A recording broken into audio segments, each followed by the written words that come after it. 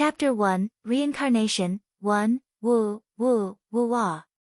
1. The endless crying was not helping with her head-splitting pain. So much pain, Len Ruoxue felt as though she had just been run over by a car. 2. So noisy. Still half-conscious, Len Ruoxue groaned in annoyance. Miss, you're finally awake. Woo, Woo, you are just too noisy. I don't even want to wake up, Len Ruoxue complained in her head. Enduring the discomfort, she reluctantly opened her eyes. In front of her was an unfamiliar girl wearing an emerald green muslin outfit. The girl had an innocent-looking face, and if not for the 2 streams of tears falling down her cheeks and her pair of red, swollen eyes, she would be very adorable. Where is this? Shouldn't I have died from the plane crash? 3. Len Ruoxue's dear cousin Ling Qier would definitely tell everyone that she died in a plane accident.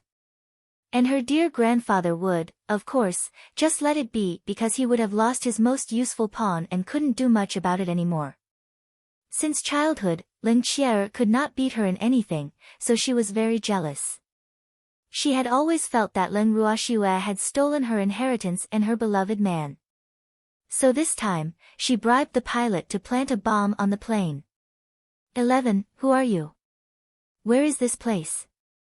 Len Ruoxue asked weakly. Miss. You're my young miss. I'm your maidservant, Cui Zhu. Miss. Don't you recognize Cui Zhu anymore? Woo. It's all my fault. I didn't protect Miss from all the bad people. Cui Zhu's excitement from seeing Len Ruoxue wake up was immediately overrun by a new wave of despair when she realized that her young miss could no longer recognize her. Wait, stop crying. Where is this place? Len Ruoxue was feeling a bit annoyed by all the crying. Oh miss, this your home. This is the general's mansion. Cui Zhu answered while still sobbing. She was just too concerned. Why was her young miss so mad about her crying? My home. Len Ruoxue tilted her head and looked around the well-furnished room. All the furniture was made from wood, and many of them even looked like precious historical artifacts. And the maidservant's dress seemed to be from ancient times. But wasn't she supposed to be dead? Cui Zhu, I think I've lost my memory. Len Ruoxue sighed helplessly. Before she could understand what was happening, she would just pretend that she had lost her memory. Oh, my poor young miss. Cui Zhu, what is this city called? And what's my name? You are Len Ruoxue, Mississippi. You are the granddaughter of the leading general of the Eastern Lagoon Empire. We are in Phoenix City, the capital of the empire. Miss, you were in a coma for 3 days. And you don't even remember me now. So, this young miss is also named Len Ruoxue? And she also fell into a coma. What a coincidence. Len Ruoxue had even more questions, but she kept her composure. I fell into a coma. What happened? No wonder she felt as if her head was going to split open at any moment. It's the notorious 7th Prince and Su Nair, that filthy woman. They hurt you, and Cui Zhu couldn't even protect you. Cui Zhu was wallowing in self-blame, and tears were welling up in her eyes again. 1. Miss woke up. Just as Len Ruoxue wanted to continue digging out more information from the innocent Cui Zhu, a tall young lady in black walked in. Her pretty face was also full of concern, but she was much older and very composed. Who is this? Another maidservant? But she's elegant enough to be mistaken as the daughter of a big family. Sister Lu Tao. Miss lost her memory, and she can't recognize us anymore. Woo, woo. Miss. Lu Tao looked at Len Ruoxue with concern. But then she suddenly exploded and said fiercely, Miss, don't be scared. Lu Tao won't let that filthy woman bully you anymore. Lu Tao will definitely protect you and won't let this happen again, so you're called Lu Tao. Len Ruoxue looked at Lu Tao with her bright eyes. Interesting girl. A fiery girl hidden behind all that elegance. Miss, what did you just say? Lu Tao's eyes widened in disbelief. I asked you whether you're called Lu Tao. Leng Ruoxue frowned in slight displeasure. Oh. Miss. You've recovered. This is amazing. Lu Tao could tell that her young miss, despite being confused, looked alert and could even speak fluently. Her young miss had always been intellectually disabled since birth. She could still remember that the first time she tried to teach her their names, her young miss took ages to remember. So seeing this change, she couldn't hold back her excitement. Leng Ruoxue had no idea why the maidservants were so excited. It was very strange. Lu Tao, I can't remember what happened in the past. Can you tell me about it? Leng Ruoxue didn't want to ask Cui Zhu anymore. Cui Zhu really liked to cry. Yes, miss. Lu Tao will tell you from the time you were born. Lu Tao was obviously still brimming with joy. Lu Tao, just start from how I became hurt. Leng Ruoxue wanted to hear more, but Lu Tao wanted to recount everything that happened since Leng Ruoxue's birth. This was way too much. Miss, it's because of the seventh prince. Lu Tao paused and looked at her young miss. Seeing that her young miss didn't really react much to the name, she finally continued. Chapter 2, Reincarnation, 2. After listening for more than an hour, Leng Ruoxue finally sorted out what happened. It turned out that Lu Tao was so excited mainly because her foolish young miss became sober. This was absolutely great news for the general's mansion. This was because the young miss they were talking about was not only intellectually disabled and mentally unsound since birth, but she was also the fiancée of the seventh prince, the culprit who hurt her. Her so-called fiancé not only disliked her for being a fool, but he also had a lover. Her love rival was Su Nair from the Su family, one of the 5 great families. The foolish Leng Ruoxue had been very infatuated with her fiancé and had always done her best to be around him. She would chase after him whenever others mentioned where the seventh prince was. The Su family used her feelings for the seventh prince to trick her out, humiliated her in every possible way, and injured her. This led her to her coma that lasted for 3 days, which she only awakened from today. For moreover, she regained her sanity after waking up from the coma. No wonder the maidservants were so happy. Only Leng Ruoxue knew that it was not the foolish lady who woke up but a soul from another world. God allowed her to be reborn again even though she died in a plane crash, so she had to live a better life than her last life. 7th Prince Li Yu and Su Nair, just wait for me to exact my revenge. She had to compensate the original owner of the body in certain ways. She would not let her death be in vain. Miss, you are so beautiful. Qi Zhu combed Leng Ruoxue's hair while looking at her beautiful face. It was a face so breathtaking that she was unable to move her eyes away, and she stared herself silly. She knew that her young miss was a beauty since a long time ago, but she did not expect that she would be so beautiful without makeup. Leng Ruoxue was obviously much better than the previous few days. She looked at herself in the bronze mirror while sitting on the leather stool of the dressing table. She had a cold temperament, and her skin was tender and moisturized. Her beauty was enough for her to become the top beauty in the city, and she had to admit that this face was even more beautiful than the one she had in her previous life. However, her appearance was not like what it was when she first saw how she looked. At that time, not only did she have thick powder on her face, but she also painted herself with all sorts of colors, and the clothes she was wearing were fancy too. She knew from the residual memories of the body that the original owner of the body made herself this way.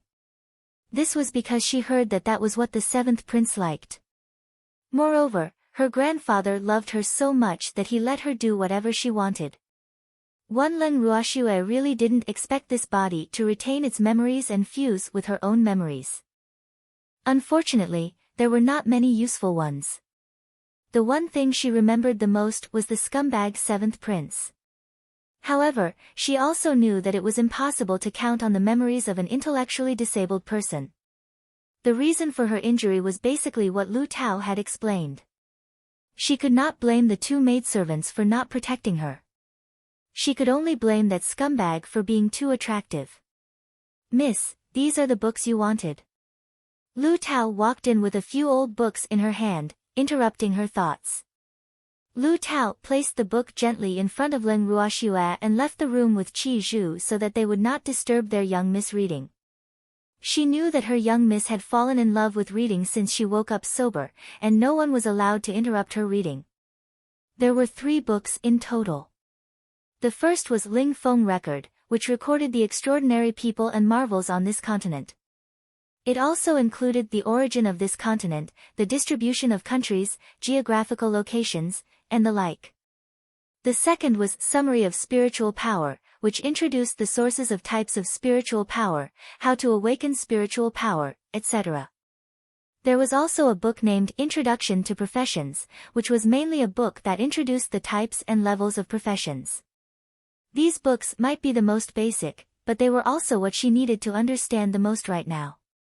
Leng Ruoxue first read Ling Feng Record and knew that this continent was called Ling Feng Continent. There were not only humans but also a wide range of spiritual beasts on the continent. And the current country she was in was the Eastern Lagoon Empire, one of the 5 most powerful countries on the Ling Feng continent. The 5 great countries and the 5 great families were the top powers in this world. The people in this world admired the strong, and only the strong would be respected by others. Even those who had good pedigrees but were weak would be cast aside. The foolish Leng Ruoxue was the best example. She had a noble background, but because she was a fool, even ordinary civilians in the Eastern Lagoon Empire looked down on her. Leng Ruoxue was happy with her current predicament. She did not want to continue being someone who was bullied and scolded like rubbish. She was going to be a powerhouse who rose above the 9 heavens. She would not be at the mercy of anyone. Introduction to Professions introduced at the world's most respected and powerful profession was spiritualist, while alchemists, artificers, and beast trainers were equally noble in status but were not admired by people because of the high threshold. Therefore, spiritualists could be said to be the most popular profession, but not everyone could become a high-status spiritualist. The first prerequisite for becoming a spiritualist was spiritual power awakening, and being able to awaken successfully to become a spiritualist probably only accounted for 1,000th of the population. Becoming a spiritualist was also one of the basic requirements for becoming an alchemist, artificer, and beast trainer. This showed the importance of spiritualists. The former owner of this body was a fool and had never awakened spiritual power. Leng Ruoxue was not sure whether she had the qualifications to cultivate spiritual power. Moreover, the best age for spiritual power awakening was between 5 to 10 years old. She was already 15 years old this year, and she didn't know if she had any chance of awakening, but she had to try whether she could awaken or not.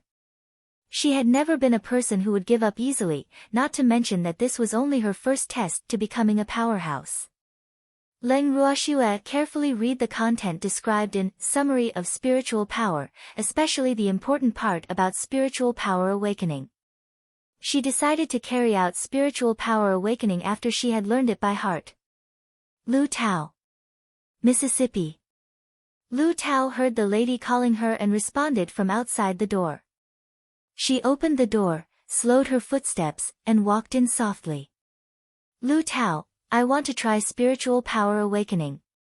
Remember, don't allow anyone to disturb me.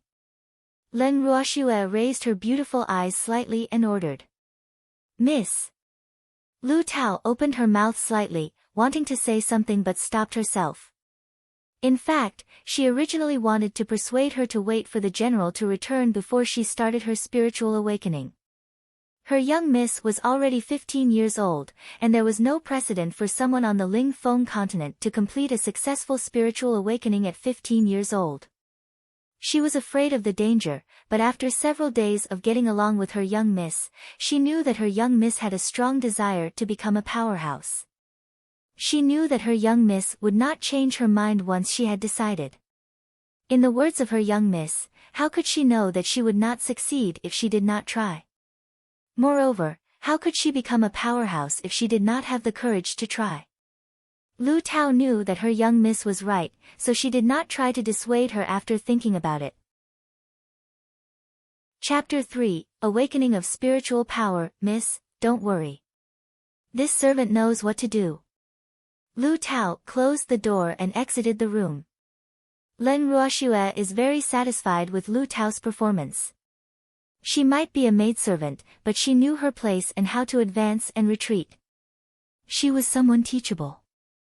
Moreover, she had always liked such subordinates. In fact, Lu Tao might be treating her the same as she did with the silly Ruoxue, but she would not blame her for that. She could see that the two maidservants really cared for the silly Ruoxue and were constantly afraid that she would be injured, so they would therefore do more at times. However, this was because they were faithful after all. Thus, she would give them the opportunity to know that they did not need to treat her like the silly Ruoxue before. It would be best if they could wake up on their own and be used by her. Lu Tao seemed to have realized what was happening, but Qi Zhu might need some adjustment since she was too pure. Len Ruoxue looked at the method again and confirmed the mnemonic chant so that she would not make any mistake. Then she sat cross-legged on the carpet and commenced the awakening. She closed her eyes and meditated silently with the mnemonic chant while seeing and feeling the spiritual energy in her body. The tiny, transparent, thread-like spiritual energy formed small clusters. This was the spiritual energy inherent in everyone's body, colorless and transparent. But it could only stay in the body and could not be used. However, it was precisely because of the existence of this spiritual energy that the lifespan of people in this world was much longer than the lifespan of people in her previous life. What she had to do now was to draw this spiritual energy out of the body and merge it with the immense spiritual energy of heaven and earth so that her body could absorb the spiritual energy of heaven and earth and use it as her own. She felt the originally static spiritual energy in her body begin to flow slowly from her dantian. She sensed the beckoning of the massive spiritual energy outside of her body as her spiritual energy moved very orderly and went bit by bit out of her body. She knew that this was the key to eliciting the spiritual energy, and no mistake could be made, so she waited patiently. After a long time, Len Ruoxue opened her beautiful eyes. The brilliance in her eyes flowed, and her whole person felt more spiritual. She could feel herself being different from before, so it should be considered a success, right? Len Ruoxue couldn't help thinking this, but she couldn't be sure. She hadn't seen anyone awakening with her own eyes after all. She looked down and found that her dantian no longer had a colorless and transparent cluster but a fist-sized colorful light ball. What does this mean? Len Ruoxue couldn't help but be stunned. Miss said that no one is allowed to disturb her. Lu Tao, who knew their old master's temper very well, quickly said. Her nervous palms were sweating, and she only hoped that the young miss could immediately appear in front of the old master. What is Shuer doing in the room? Len Qingshan's eyes were deep and unpredictable, but his tone was light and without emotion. Miss, tell me. The family law awaits if you dare to conceal anything. Len Qingtian said with a serious face and stern tone.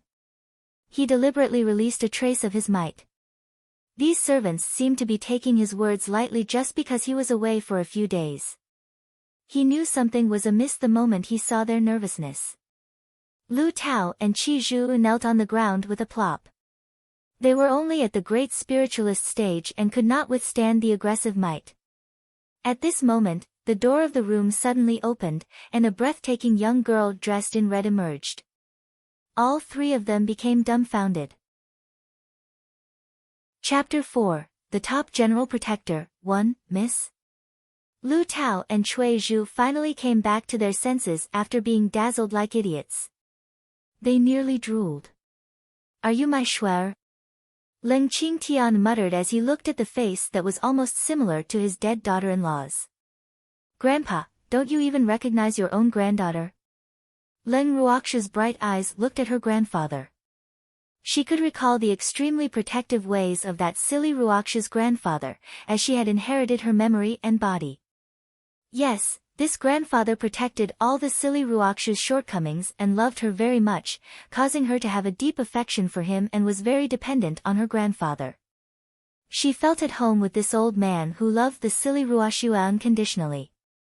This old man, hailed as the god of war on the battlefields, also gave her an indescribable feeling of admiration, and the old man's love for his granddaughter was the familial love she had always longed for. This was why she had decided to treat this grandfather as her own before she met him. Seeing him in person strengthened her thinking even further. This grandfather was the famous god of war of the Eastern Lagoon Empire, a powerhouse at peak spiritual sovereign. He was an idol worshipped by countless people. However, this old man, her grandfather, in front of her was disheveled, his face full of stubble, his clothes all dusty. No one would believe it if he was introduced as the top general of the empire. Ha ha ha, that's great. My baby Schwer is really clear-headed. Grandpa is so happy. Come, let Grandpa take a good look. Leng Qingshan's tired face lit up. Her illness was cured, and she was finally worthy of being the daughter of his deceased son and daughter-in-law. Grandpa, you must be exhausted after traveling for so many days. Have a good rest and a good night's sleep. Granddaughter will not run away. Granddaughter will let look at me to your heart's content once you are well rested. The pinkish lips on Leng Ruoxu's absolutely beautiful face pouted a little rebelliously. Grandpa isn't tired. Grandpa is happy. Leng Qingshan's face couldn't hide his joy. Now that he saw his granddaughter with his own eyes, he knew that he was not dreaming, and his wish for many years had finally come true. Then Grandpa has to at least take a bath and change clothes. Leng Ruoxue said with a smile on her lips, her bright eyes shining as she said mischievously. Yes, yes, I have to take a bath. Look at my dirty body. Schwer, wait for Grandpa. He disappeared after that. Miss Lu Tao and Cui Zhu were excited. Seeing the spiritual energy surrounding her, they knew that she had successfully awakened. What are you doing on your knees? Get up. Leng Ruoxue glanced at the two maidservants who were still kneeling and stretched out a slender jade finger. Her fingertips released a wisp of spiritual energy, and the silver-white spiritual energy slowly circled her skinny fingers. Silver-white. Great spiritualist, Cui Zhu exclaimed in surprise. Lu Tao was relatively calm, but both of them were speechless for a long time. 2 days ago, the young miss had no spiritual power. But today, she had awakened to become a great spiritualist. What kind of astonishing potential was this? Compared to the young miss, could those so-called geniuses be called geniuses? Was the young miss born to shock others? Their aptitude was pretty good, but it took almost 10 years to become great spiritualists, yet their young miss took only 2 days to achieve the same. No, maybe less than 2 days. They were speechless. Schwer. Leng Qingtian walked in steadily after freshening up, but he felt that the atmosphere in the room had become a little weird. What happened? Schwer, you've become a great spiritualist. Leng Qingtian was surprised. In fact, it was not difficult to see her level with his cultivation level. As the saying went, one would be blinded by concern. His mind was on Schwer's sane consciousness, so he hadn't really noticed Schwer's cultivation level. After all, who could have imagined that a person who just became clear-headed would suddenly become a great spiritualist? Leng Qingshan's face changed abruptly, as he seemed to have thought of something. When did this happen? How dare you hide it from me? Who gave you the courage to do that? Guards, come and lock them up to wait for my disposal. Leng Qingtian pointed at Lu Tao and Cui Zhu with an angry face as he ordered the guard at the door. When Schwer was injured, he hadn't had time to punish them. How dare they conceal such an important issue from him? Grandpa, this isn't their fault. I wanted to awaken my spiritual power. You go out first. Leng Ruoxue wheedled her way on it and pulled on one of Leng Qingshan's arms to save the two maidservants. Schwer. Grandpa, my spiritual power has awakened, and now I am a great spiritualist. Is Grandpa unhappy? Leng Ruoxue whispered softly, cozying up to him. Silly girl. Of course, Grandpa is happy. But what if there was any danger during your awakening when Grandpa was not by your side? Grandpa wouldn't be able to save you in that case. Grandpa just wants you to be safe. Do you want Grandpa to die of worry? Len Qingshan's face became stern again after thinking about it. Grandpa, my dear Grandpa, you're blinded by concern. I know that there is no life-threatening awakening. How could you, a spiritual sovereign, have no idea? Len Ruoxue said with a light smile. Failure would still cause some damage to the body, but it would not be life-threatening. Lu Tao had already told her before she planned to try the awakening. It was mentioned in the book as well, so she knew it, but she still decided to try. After all, only when you became strong would your destiny be in your own hands. You silly girl, Ling Qingtian scowled deliberately, but he was obviously not so angry anymore. Come, tell Grandpa when you awakened and how you became a great spiritualist. Ling Qingtian also knew that he was a little caught up. I awakened yesterday, Len Ruoxue replied. And you became a great spiritualist today. Ling Qingtian had a face full of question marks. Such speed. Well, I began absorbing spiritual power after awakening yesterday, and then I already was a great spiritualist when I woke up today. Len Ruoxue did not expect the aptitude of this body to be so amazing. As far as she knew, even a genius with the best aptitude would take about 1.5 to 2 years to progress from the most basic spiritual practitioner to spiritualist. And it would take about 5 to 6 years to become a great spiritualist. Those with lower aptitudes would take longer. Lu Tao and Qi Zhu had upper-medium aptitude, and it took them about 8 years to cultivate to become great spiritualists. I never thought that my precious granddaughter was such an astonishing genius. Ha ha ha, that's great. Len Qingshan's resolute and serious face was full of a triumphant expression. There was only continuous good news recently, elating him. Chapter 5, The Top General Protector, 2, Shuer, what attribute is your spiritual power? The spiritual power attributes of the Leng family were basically wind or fire. He had both wind and fire attributes, so spiritualists of the same rank were generally not his opponent. Otherwise, he would not be called a peak spiritual sovereign powerhouse. I'm not sure either. It's okay. Grandpa has test crystals. Grandpa will test it for you when there's time. It was difficult to see the attributes of others unless they used spiritual skills. However, Shuer had just become clear-headed, and he guessed that she had yet to understand many things very well. It was normal not to know what her attributes were. In fact, spiritualists who had just awakened could go to the spiritualist guild to test their attributes so that they could practice spiritual skills that suited them. Most large families had crystals ready for testing in order to facilitate testing the younger generations in the family. My little Shuer is now clear-headed, has become a spiritualist, and is a little beauty of the country. Let's see what other reasons 7th Prince Li Yu has not to marry you this time. Ling Qingtian caressed Len Ruoxue's head lovingly as the topic turned to her marriage. In fact, he had thought about it on the way back. He didn't like the 7th prince at all, nor did he want to become related through marriage to the imperial family. But since Shuer liked the 7th prince so much, then the 7th prince had to marry her no matter whether he liked her or not. He had no say in it. How dare he want to break off the engagement? He was just an idiot dreaming. Grandpa, I don't want to marry the 7th prince. Len Ruoxue pouted her pink lips and looked at her grandfather with watery eyes. Isn't the 7th prince Shuer's favorite? Why don't you want to marry him?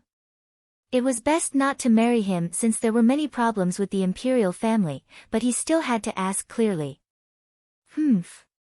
He despised me and got others to humiliate me when I was a fool. Now that I am better, I understand now, so I don't want him anymore.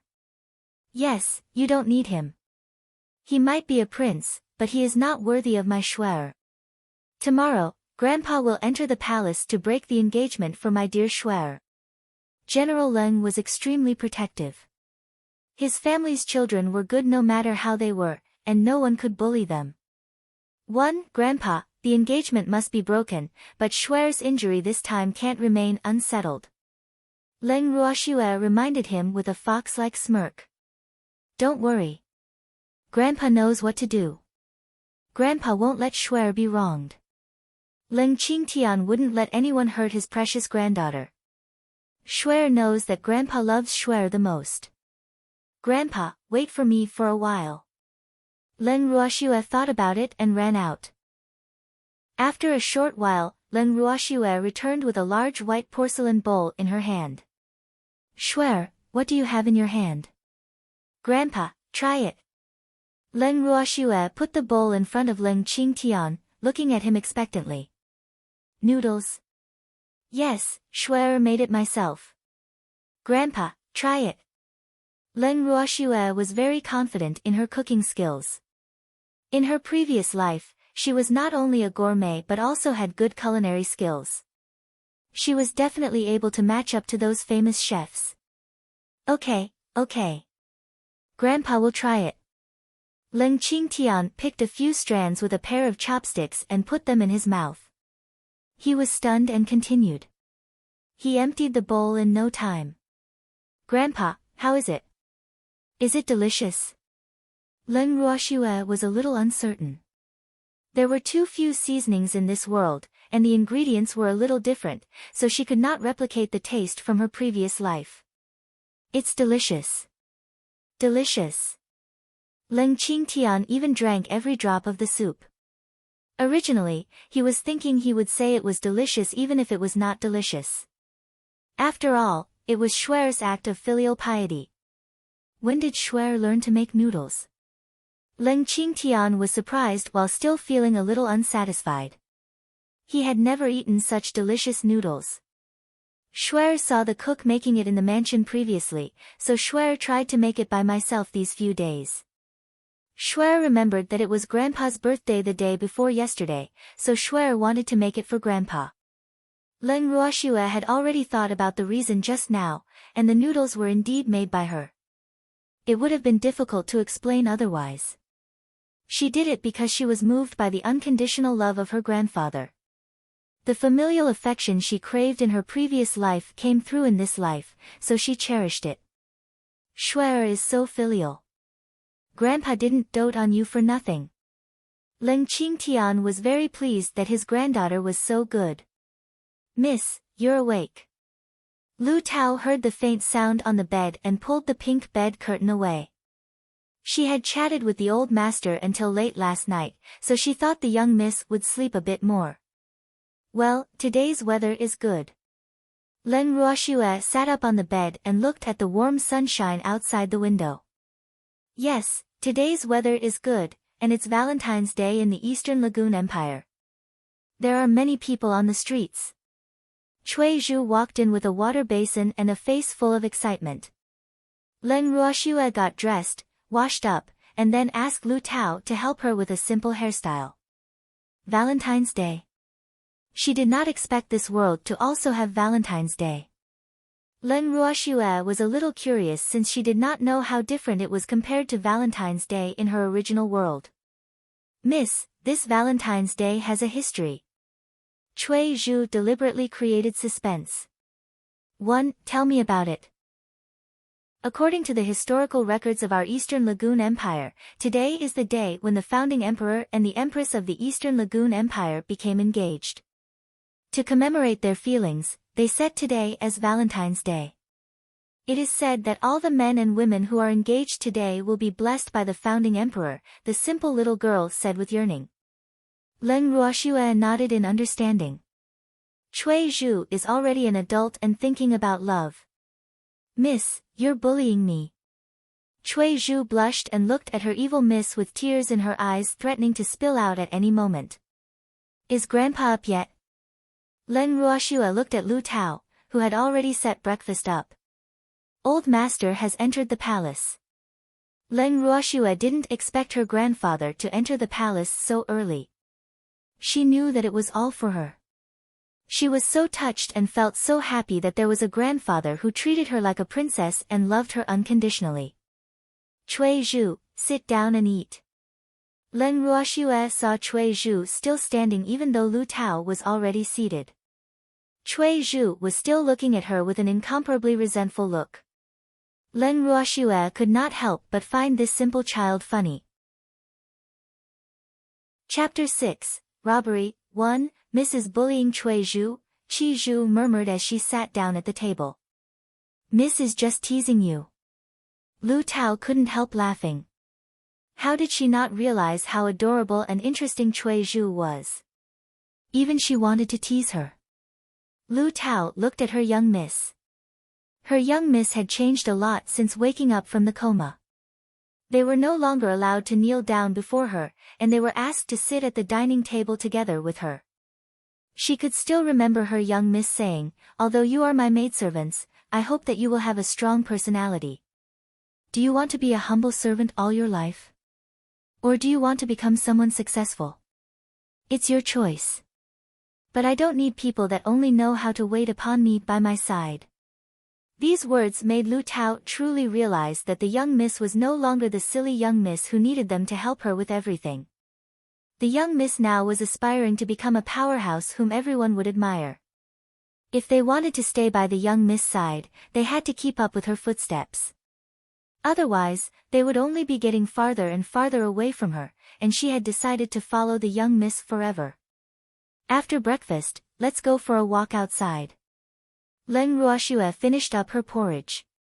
She had already spent a few days in this world, but she still hadn't explored the outside. In the Imperial Palace. Great General, please wait for a moment. I will go and inform His Majesty first, a eunuch said respectfully as he led the way while bowing lowly. Even the Emperor respected the Great General. Leng Qingtian nodded, but his face was expressionless, and no one could tell what was on his mind. He didn't have the mood to appreciate the beauty of the Imperial Garden.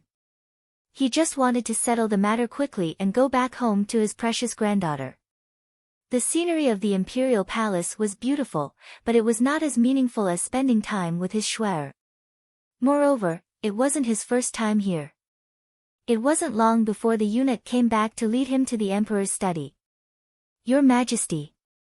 Leng Qingtian bowed slightly to show his respect. Ah, my dear General is back. It must have been a long journey. Sitting on the dragon throne, Emperor Li Sun welcomed Leng Qingtian cordially. Your Majesty, the journey was fine, but my granddaughter is... Leng Qingtian deliberately didn't finish his sentence and made a very heartbroken and distressed face. Seeing Leng Qingshan's expression, the Emperor couldn't help cursing in his head.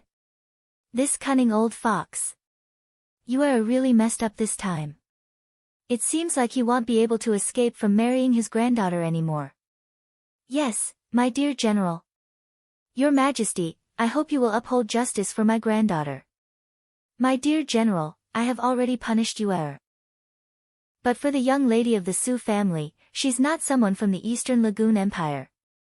Even if I want to punish her and vent anger for Ruoxue, there's nothing I can do about it.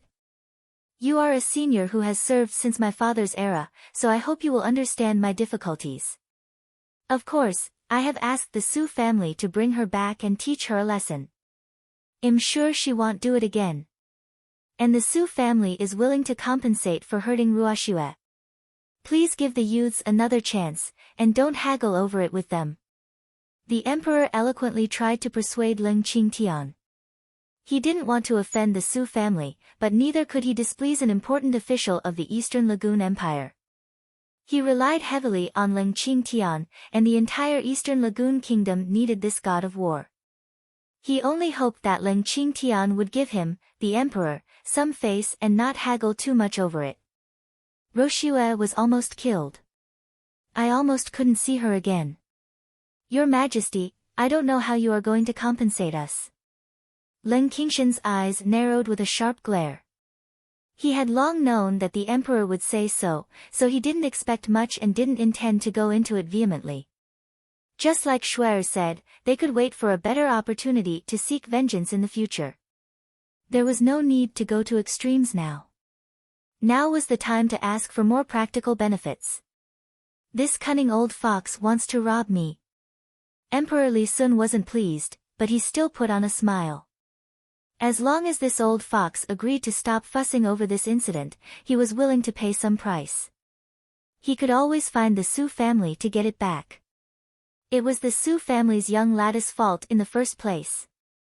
So what if they were one of the 5 great families? They shouldn't have provoked this lunatic. Dragons had reverse scales, and so did this cunning old fox. No one should touch it. Don't worry, my dear general. I will definitely make it up to Roshua, Li Sun said through his clenched teeth. Thank you, your majesty. Leng Qingtian smiled as he took out a piece of paper from his storage ring. Your majesty, Shuer was seriously injured, and in order for her to recover, we need these medicinal herbs. But we can't really afford all of them, just take whatever you need from the imperial pharmacy, Li Sun said generously. Some medicinal herbs weren't an issue. Thank you, your majesty. Furthermore, here is a list of compensation we hope to get. Your majesty and the Su family can just compensate with what's written here. I have no other presumptuous requests, Leng Qingtian said understandingly as he handed the list to the eunuch. The eunuch took the list and placed it on the emperor's desk. When Li Sun scanned through the list, his eyes immediately widened, and he almost choked. The eunuch quickly passed him a cup of water. After drinking the water, he was more composed. But the list still almost made him vomit blood in anger. There were only 10 items on the list, but each was priceless. Even if there was a price, there was no market. Take the crystal honey for example. The price had already inflated to 1,000 amethyst crystals per gram, but the amount on the list was 5 kilograms. It was ridiculous. Even with money, there was no place to buy it. Your Majesty, you can discuss the items on the list with the Su family, Leng Qingtian reminded, implying that the emperor didn't need to compensate by himself. Right. The Su family. The emperor immediately returned to composure from his initial shock and felt much better. With them, at least it won't be so bad. Your Majesty, I have another request. Leng Qingtian continued. What else, my dear general? The emperor's voice was even shaking slightly. Didn't he say there were no more presumptuous requests? Your Majesty, the 7th prince is talented and virtuous, and Ruoshue has always admired him. This time, she suffered an unexpected disaster because of the 7th prince. It's really, one. Chapter 7, Robbery, 2, Yes, my dear general. Your Majesty, I feel that Ruoshue is not a match for the 7th prince, so I hope you will agree to cancel the engagement. I wish the 7th prince a happy marriage with Miss Su, Leng Qingtian interrupted the emperor, not giving him a chance to finish speaking. The emperor was stunned. He thought he misheard. How can I let Leng Qingtian cancel the engagement? Although Ruoshue is a simpleton, the engagement is too important for Yuer. My dear general, the engagement was bestowed by the previous emperor, the emperor reminded him. Your Majesty, I am sure you still remember what the late emperor promised me when he proposed the engagement. Leng Qingtian looked seriously into the emperor's eyes. My dear general, have you decided? There was nothing the emperor could do. He didn't want to cancel the engagement. After all, it was in your greatest interest. Unfortunately, Yuer did not understand. 3. Yes, I have decided. Leng Qingtian took out the engagement token from his storage ring and handed it to the eunuch. The emperor took the token and instructed the eunuch to fetch the one he had to return. One Emperor Li Sun went to a side hall after Leng Qingtian left. It was in the most inconspicuous corner of the imperial palace with absolutely no grandeur. But this place was the most restricted place in the entire palace because a very important person was living here. An old man in plain cotton clothing who was watering his flowers and plants raised his head. His wrinkled face frowned in displeasure. What are you doing here? Didn't I tell you not to disturb me if there's nothing important? The old man scolded. He was getting more and more disappointed with his descendants. None of them were capable. Old ancestor. What's wrong? The old man continued to fiddle with his flowers and plants. Ling Qingtian just came. Emperor Li Sun's face was somewhat tense. Then?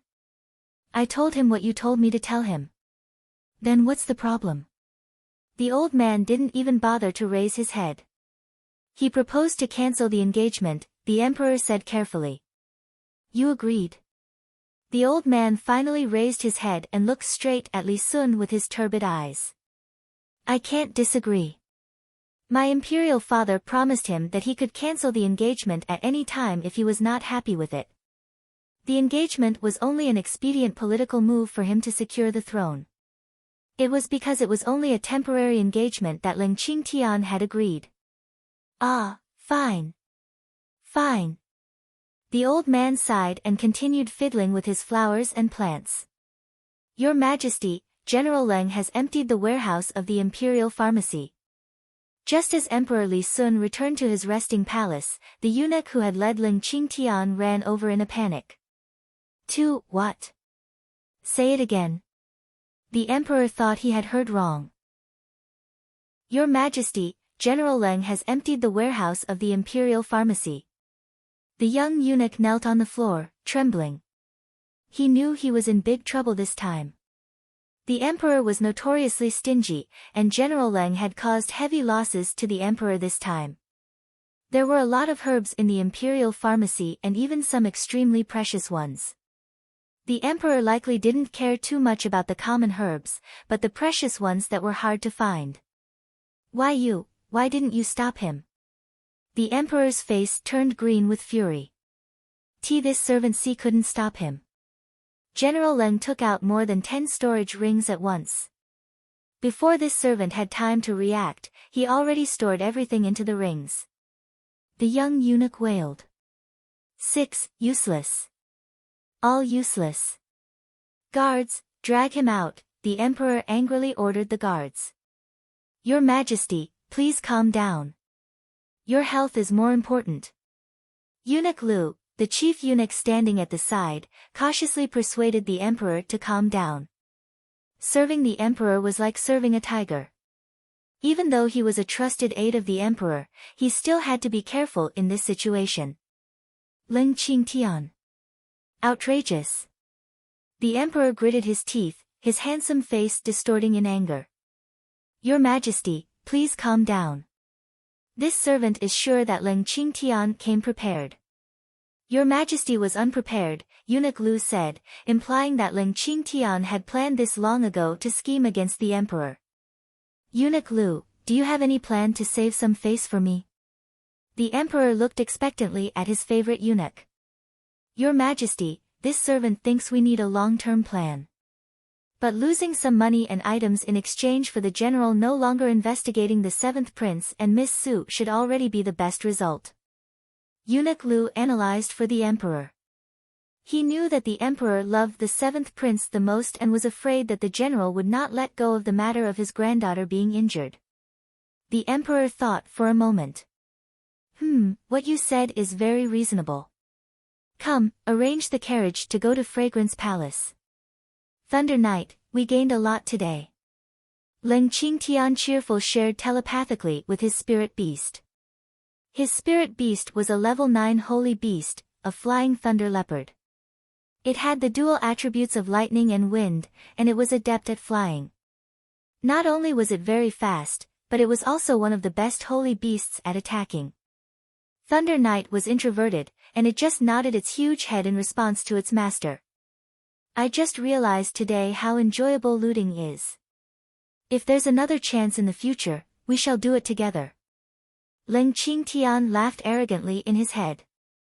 3 in the spirit beast space, the giant black leopard was at a loss for words. Master has taken a liking to this kind of trickery, and he even wants me to join him. But I am a good, law-abiding beast. It must be Mississippi. She influenced Master. After all, Master has always been very upright, and it was all her idea this time. She's really formidable.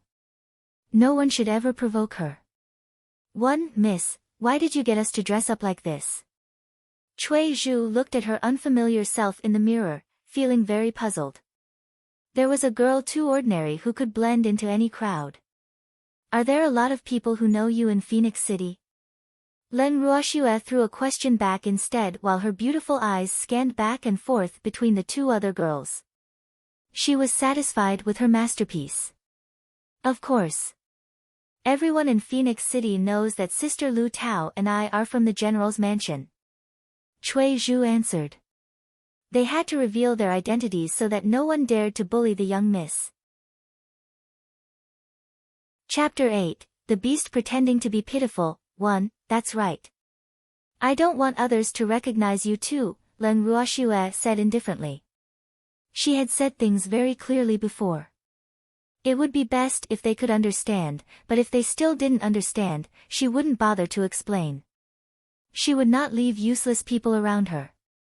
Miss, Lu Tao understands, Lu Tao said hurriedly before Cui Zhu could react and signaled Cui Zhu to be silent with her eyes so as not to cause the young miss to be unhappy. Keep up then. Len Ruoxue finished speaking, turned, and walked out the door. March in Phoenix City was the time when spring flowers started blooming. The weather today was especially refreshing. The wind was warm, the sun was shining, and the streets were bustling, mostly with pairs of lovers. The customs of the Eastern Lagoon Empire were rather open and carefree, and people were able to love freely. Len Ruoxue looked at the traditional buildings on the streets, the dazzling arrays of shops, and the products that belonged to this world with a relaxed mood. She did not even realize that her peerless beauty was causing a storm on the streets, nor did she notice the deep gazes that had been watching her. Len Ruoxue walked into a pet store. She saw the word Feng on the store sign when she entered. She knew that this was the second most popular shop among the 5 great families. The store area was not small, and it was divided into 2 floors. When she walked in, she first saw a few rows of shelves. The shelves were full of cages for pets. In the cages, the cute little beasts were either lying on their stomachs or standing. Although they were being sold as pets, they were all spirit beasts of relatively low level, cute in appearance, without any aggressiveness, and easy to tame. They had all been tamed, and no contract was required. They were the most suitable pets for noble ladies and young misses. Len Ruoxue loved small animals, especially dogs. She had once raised one herself, but it got into an accident later. Since then, she had not raised any pets. Now that she saw these cute little things, she was very excited and wanted to buy one to raise. But she could only recognize bunnies among the beasts. Although the bunnies were very cute, she didn't have much interest in them. At this moment, she clearly felt that a gaze was watching her. She subconsciously searched for it and saw a cage in a somewhat isolated corner. There was a small black beast enclosed in the cage. Is it a cat? She thought it was a cat because it looked a little like a Persian cat, but it had a large fox-like tail. It was lying in the cage with its big, round, blue eyes looking at her pitifully. This gaze really made her not have the heart to reject it. Well, she admitted that it was cute. This little thing was really good at pretending to be innocent and pitiful. If she hadn't caught the lightning-fast flash of cunning in this little thing's eyes, she would have been fooled. The clerk, who had been lost in her beauty for a long time since she entered the store, finally recovered. He hurriedly stepped forward and looked at Len Ruoxue in amazement. "Miss, may I help you with anything?" the clerk said very politely, fully demonstrating his professionalism. Len Ruoxue pointed at the little guy in the cage. "How much for it?"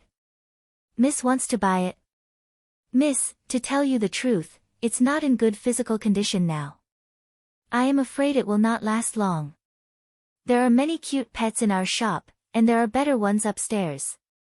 Why don't you look at others?" He tried to dissuade her and was only short of telling her not to buy it directly. Len Ruoxue looked at the enthusiastic clerk with some amusement. "I am only interested in it." "How much for it?" "Miss, are you sure you want to buy it?" "Yes." Len Ruoxue nodded gently. How could this little thing be about to die? Even though its black fur looked dull and its small body thin, seeming as though the wind could blow it away, Leng Ruoxue didn't believe that it was as weak as it appeared to be. 50 gold coins, the clerk said helplessly. He said everything he should say, yet this young lady still insisted on buying, so it was not possible for him not to sell it. However, he did not violate the Feng family's business ethics on honesty and integrity. Leng Ruoxue motioned for Lu Tao to pay. Then she took the weak-looking thing from the clerk, turned around, walked out of the store, and then shopped around again. Spring Wind House. That's a restaurant, right? I'm hungry, so let's go have something to eat. Leng Ruoxue looked at the small 3-story building with exquisite and luxurious furnishings not far away. Miss, let's go somewhere else. This place isn't good, Cui Zhu said with an unnatural expression. Isn't good? What's wrong? I've decided. I want to eat here. She was really hungry. Miss, this time even Lu Tao spoke out to stop her. Her expression was not very good. Give me a reason. Leng Ruoxue's eyes flashed unpleasantly. She hated being hungry. Miss once went to the Spring Wind House for the 7th prince, but something happened later, and you are now forbidden to enter. Lu Tao explained cautiously, for fear that her young miss would be angry. That damn 7th prince again. Leng Ruoxue really hated that nasty 7th prince. He actually prevented her from even entering a place to eat. This sealed the tragic end of the unlucky 7th prince in the future. Let's go home. Leng Ruoxue lost the desire to eat out. Back at the general's mansion, Leng Ruoxue lay lazily on a recliner after eating. She held the now fed little beast in her arms, basking in the sun, very relaxed. Lu Tao, are there any other places in Phoenix City where I am not welcomed? Leng Ruoxue asked casually while eating fruit and feeding her little pet in passing. Only the businesses of the Su family. The Spring Wind House is also owned by the Su family, Lu Tao explained. The Su family. Very good. She craved it in her heart. Anyone who dares to provoke me, Leng Ruoxue, will live to regret it, Leng Ruoxue thought as her hand gently stroked the soft fur of the little beast. Suddenly, she felt a tingling pain in her fingertips. This ungrateful little thing actually bit her. But before she could get angry, she felt a little dizzy, and then she heard a voice in her mind saying, I am willing to enter into a soul bond contract with you, where our souls will accompany each other through life and death. Then a gorgeously intricate purple contract array enveloped her and the little beast, and the contract was formally established. 4. Chapter 9, The Beast Pretending to be Pitiful, 2. At the side, Lu Tao was a little dumbfounded. Miss, actually made a contract with a low-level spirit beast. What kind of contract is this? Lu Tao was stunned and speechless because this contract array was something she had never seen before. After more than 10 minutes, the gorgeously intricate purple contract array slowly disappeared. Leng Ruoxue held the little black beast in both hands, her beautiful eyes shining with raging flames. She stared at the little beast fiercely, wanting to bore a hole in its small body with her stare. But the little beast used its cute appearance and watery blue eyes with tears spinning in them to stare at her innocently and pitiful. Pretending to be pitiful again. Leng Ruoxue was even angrier. If it weren't a little beast, Leng Ruoxue would have choked it to death. However, while she could be cold-blooded to humans, she had always been very caring toward animals, so she really couldn't do it. Big sister, woo. Big sister is so fierce. An immature male voice sounded in Leng Ruoxue's ears. Are you the one talking? Leng Ruoxue looked at the little beast in front of her suspiciously because most spirit beasts would address their owners as masters after establishing a contract. Baby can talk with big sister after making the contract. The little black beast nodded aggrievedly and looked at Leng Ruoxue with a perfectly guileless look. Don't you dare look at me with this expression. The flames of anger in Leng Ruoxue's eyes burned more vigorously. Tell me. Why did you establish the contract without my consent? Leng Ruoxu's face was covered with frost. She hated the feeling of being forced by deceit. Baby likes big sister. The fluffy beast's face actually showed a shy expression. So you forced it on me just because you like me. Leng Ruoxue was speechless. Moreover, what was that soul bond contract? Why had she never heard of it before? She knew two types of contracts. Equal contracts. The two parties who entered into the contract were of equal status as friends and could not be forced. If one party was injured and died, the other party would not suffer any harm. Master-slave contracts. This kind of contract was a type of forced contract where the initiative was in the hands of the human. The status of the two parties was not equal. The human was the master, and the spirit beast would follow. If the master died, the spirit beast would also die. However, if the spirit beast died, the master would not be affected. This type of contract was the most unfair way of contracting with the spirit beasts. This was also the main reason why some proud spirit beasts would rather die than be in a contract with humans. There were very few humans who would be willing to enter into an equal contract with spirit beasts after all. However, it was precisely because of master-slave contracts that the status of beast trainers was becoming better and better. What contract did you just enter into with me? She still remembered the voice that said, "Our souls will accompany each other through life and death." This sort of contract was not within the scope of her knowledge. It's the soul bond contract. Baby will always be with big sister and will never leave you, the little beast said happily. Then what if I die? Then baby will also die.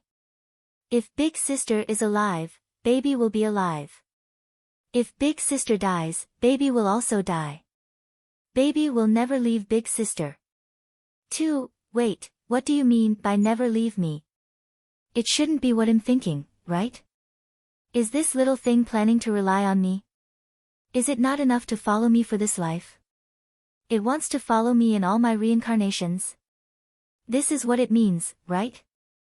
Leng Ruoxue was uncomfortable. What kind of lousy contract is this? How can it be so overbearing? And the contract has already been established. She had no chance to refuse and could only live with it. Not only that, but she also had to protect this useless-looking thing, which looked as though it did not possess any bit of offensive power, lest it died and she died with it. 1. Where did you learn this contract? Leng Ruoxue was very curious. This contract was not within the scope of people's cognition, but a little beast actually knew about it and tricked her into it. She was so angry just thinking about it. Baby doesn't know. Baby knew about it ever since baby was born. The little beast knew that it had annoyed the big sister it liked, so it was a little cautious, its big watery eyes still peeking at Leng Ruoxue from time to time. Leng Ruoxue could see that it was an underage child. Even if she were to probe further, it would not know. Is baby your name? Leng Ruoxue heard it calling itself baby. The little beast named Baby nodded, and its big blue watery eyes looked at Leng Ruoxue with affection. Leng Ruoxue thoughtfully looked at the little beast in front of her. Could it be that this little guy isn't a low-level spirit beast? As far as she knew, only advanced spirit beasts with intelligence could name themselves, and low-level spirit beasts didn't have that IQ. However, she didn't expect this little thing to know what kind of spirit beast it was, so she did not ask anymore since she would know one day anyway. Big sister will call you baby from now on then. Leng Ruoxue said, finally recognizing this younger brother. After all, they were hanging on the same rope now. 3. Miss, old master has returned. Got it. Leng Ruoxue, who was teasing baby, stood up and walked to Listening Snow Pavilion. In her room, she saw her grandfather sitting in a chair with a smug face, eating the pastries that she had ordered prepared in advance. Shuer, come here quickly. Leng Qingtian couldn't wait to tell Leng Ruoxue about his performance in the palace as soon as he saw her. Leng Ruoxue listened quietly while pouring tea for her grandfather. In fact, even if her grandfather didn't tell her, she could guess how angry the emperor would be, especially for breaking off the engagement. A simpleton had declined the marriage with the seventh prince most loved by the emperor. It wouldn't sound pleasant if such news were to spread. Grandpa, I'm planning to train in seclusion, Ling Ruoxue suddenly said after patiently listening to Ling Qingtian. There were too many things she wanted to learn, but she was too weak now. A great spiritualist might be considered a powerhouse in the eyes of ordinary people, but it is far from enough for her. She hoped to break through as soon as possible and advance to spiritual monarch because only then would she be equivalent to stepping into the threshold of the powerhouses. It might only be one stage between great spiritualist and spiritual monarch, but it was not easy to break through. Throughout history, countless practitioners were stuck at the great spiritualist stage. It would be possible to use spirit pills to help with the breakthrough if they were from big families, but only the elites in the families could enjoy this treatment. Disciples with ordinary aptitudes would not have that qualification. Moreover, only when she advanced to the spiritual monarch stage could she learn the advanced spiritual skills she was most interested in. 1. Chapter 10, Preparations to Enter Seclusion, Grandpa Supports You. Ling Qingtian was actually very happy and pleased to see his precious granddaughter working so hard. One must know that while the Ling family only had a few people, they had never been weak.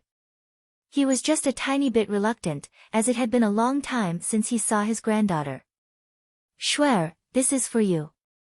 Ling Qingtian took out a storage ring and gave it to his granddaughter. There are medicinal herbs from when I robbed the palace this time, as well as various spiritual skills collected by Grandpa over the years. However, other than the fire and wind elements, the others are only at the elementary and intermediate levels. Alas, he didn't expect their Ling family would have a little monster who had all the spiritual power attributes.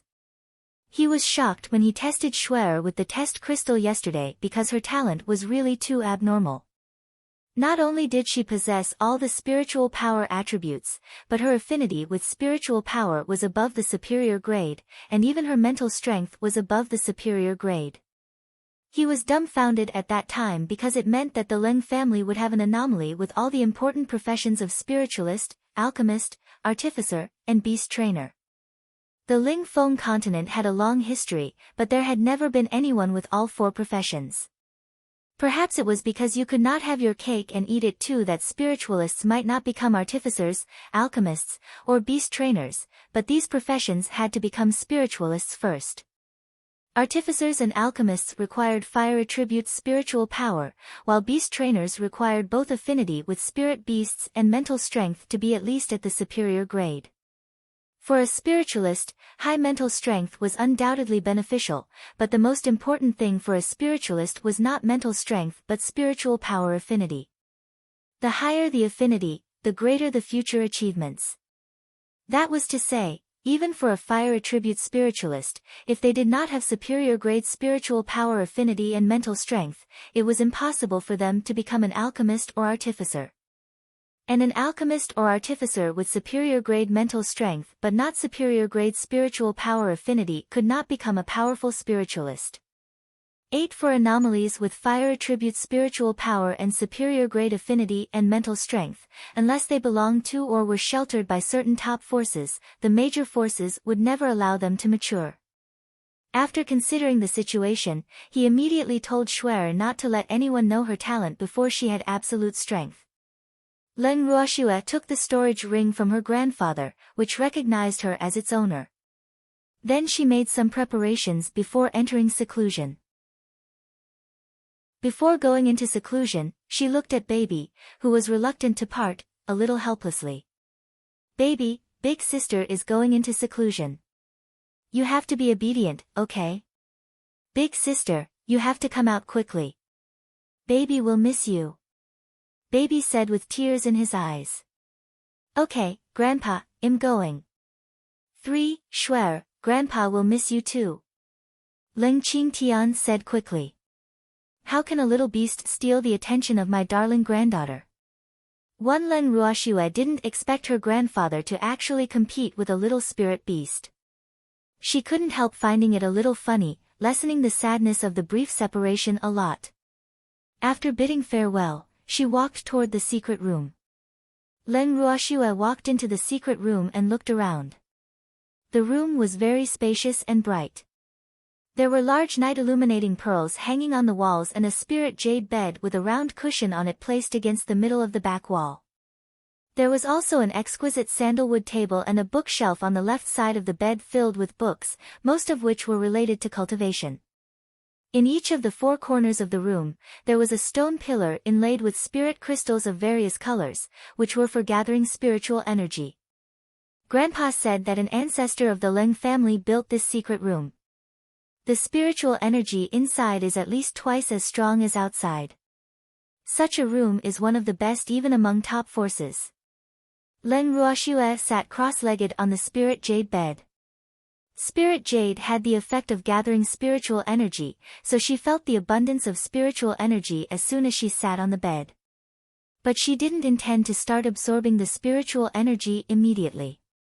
Instead, she started reading first, and then she took out the spiritual skills that her grandfather gave her and started cultivating. Spiritual power attributes were divided into 7 types: fire, wind, water, earth, wood, light, and darkness. The spiritual power of each attribute had its own spiritual skills. The levels of spiritual skills were divided into elementary, intermediate, advanced, and heavenly. Spiritual practitioners could cultivate elementary spiritual skills, and spiritualists and great spiritualists could cultivate intermediate spiritual skills. Only at the spiritual monarch stage could you cultivate advanced spiritual skills. Moreover, if you wanted to cultivate advanced spiritual skills of a certain attribute, you first had to cultivate the elementary and intermediate levels of these spiritual skills.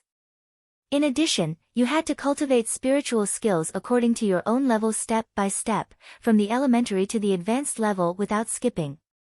For spiritualists, the importance of spiritual skills was self-evident. But elementary skills were not difficult to learn. If someone awakened as a spiritualist, they only needed to go to the Spiritualist Guild to obtain elementary skills for free. If they wanted to learn intermediate spiritual skills, they could either buy them or go to an academy to learn. But if they wanted to learn advanced spiritual skills, it was best to go to an academy. It was very rare for them to be available on the market. Even if they were to buy one, it might not be suitable for their attributes. As for heavenly spiritual skills, they were probably only available in the hands of the top families and powerful spiritualists. They were absolutely priceless, and there was no market for them. Her grandfather had given her elementary and intermediate spiritual skills of every element, and the fire and wind elements had advanced and heavenly spiritual skills. It could be seen from this that the Leng family's background was very strong. After Leng Ruoxue learned all the elementary spiritual skills, she started on the intermediate ones. When she was tired, she would read and spend the rest of her time meditating and absorbing spiritual energy. Among all the elementary and intermediate spiritual skills, Leng Ruoxue's favorites were the fire element explosive flames art and the wood element restraint technique. Although they were only intermediate spiritual skills, they were very useful in combat. Explosive flames art was an attack-type skill, while the restraint technique was an auxiliary skill. If she were to add on the wind element quick wind art and used all 3 skills in battle, it would probably be bullying.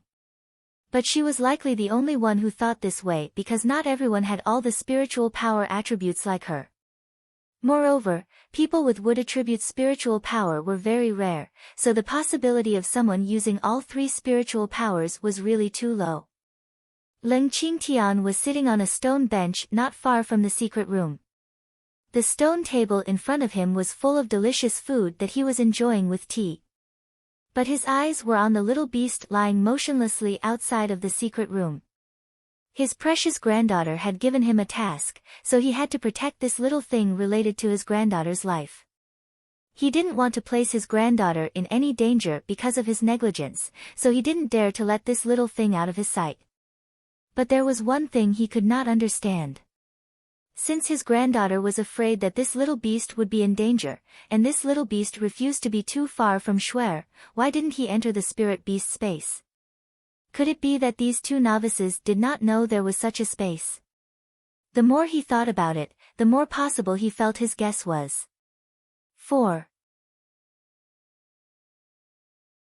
Chapter 11, Advancement. In fact, before Leng Ruoxue went into seclusion, she wanted baby to enter the spirit beast space.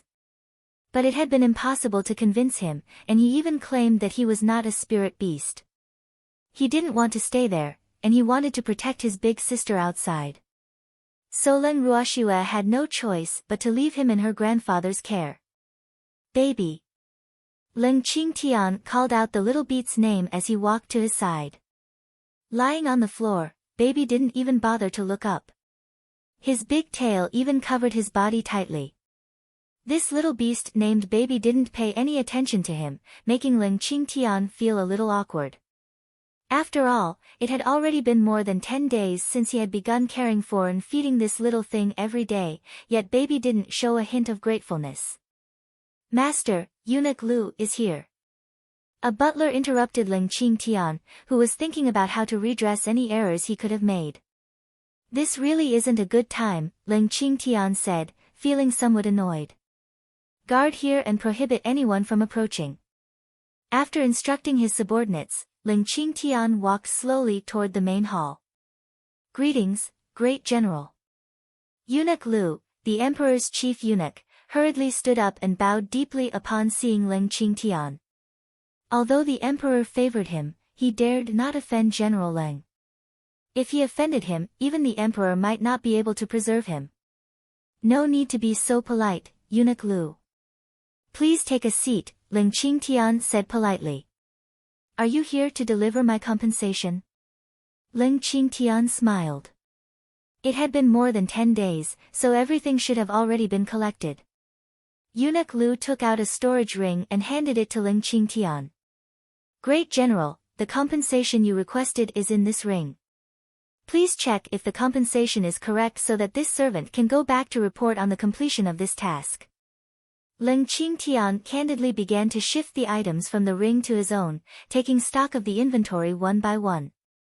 There are no problems, Leng Qingtian said after taking inventory. General Leng, please receive this imperial edict. Eunuch Lu exclaimed suddenly. Then without even reading the edict, he directly handed it to Leng Qingtian with both hands and hurriedly turned around, preparing to leave. Eunuch Lu, you haven't read the imperial edict yet. Why are you in such a hurry to leave? Leng Qingtian quickly said upon seeing that Eunuch Lu was planning to slip away. He didn't even need to read the edict to know that it wouldn't be anything good. General Leng, His Majesty said that you could read the imperial edict on your own. His Majesty is still waiting for this servant to report back, so please excuse me. With that, Eunuch Lu hurriedly mounted his flying spirit beast and departed. Leng Qingtian read the edict and then furiously tossed it aside. Humph. In his dreams, the Emperor intended to drag him forcefully to the 7th prince's side because it was another decree of marriage. He had cancelled the engagement with the 7th prince. But the Emperor bestowed a marriage to Shuer and the 7th prince's aunt's second son, who was frail and sickly. And afraid that he would reject the marriage on the spot, Eunuch Lu didn't even dare to read it.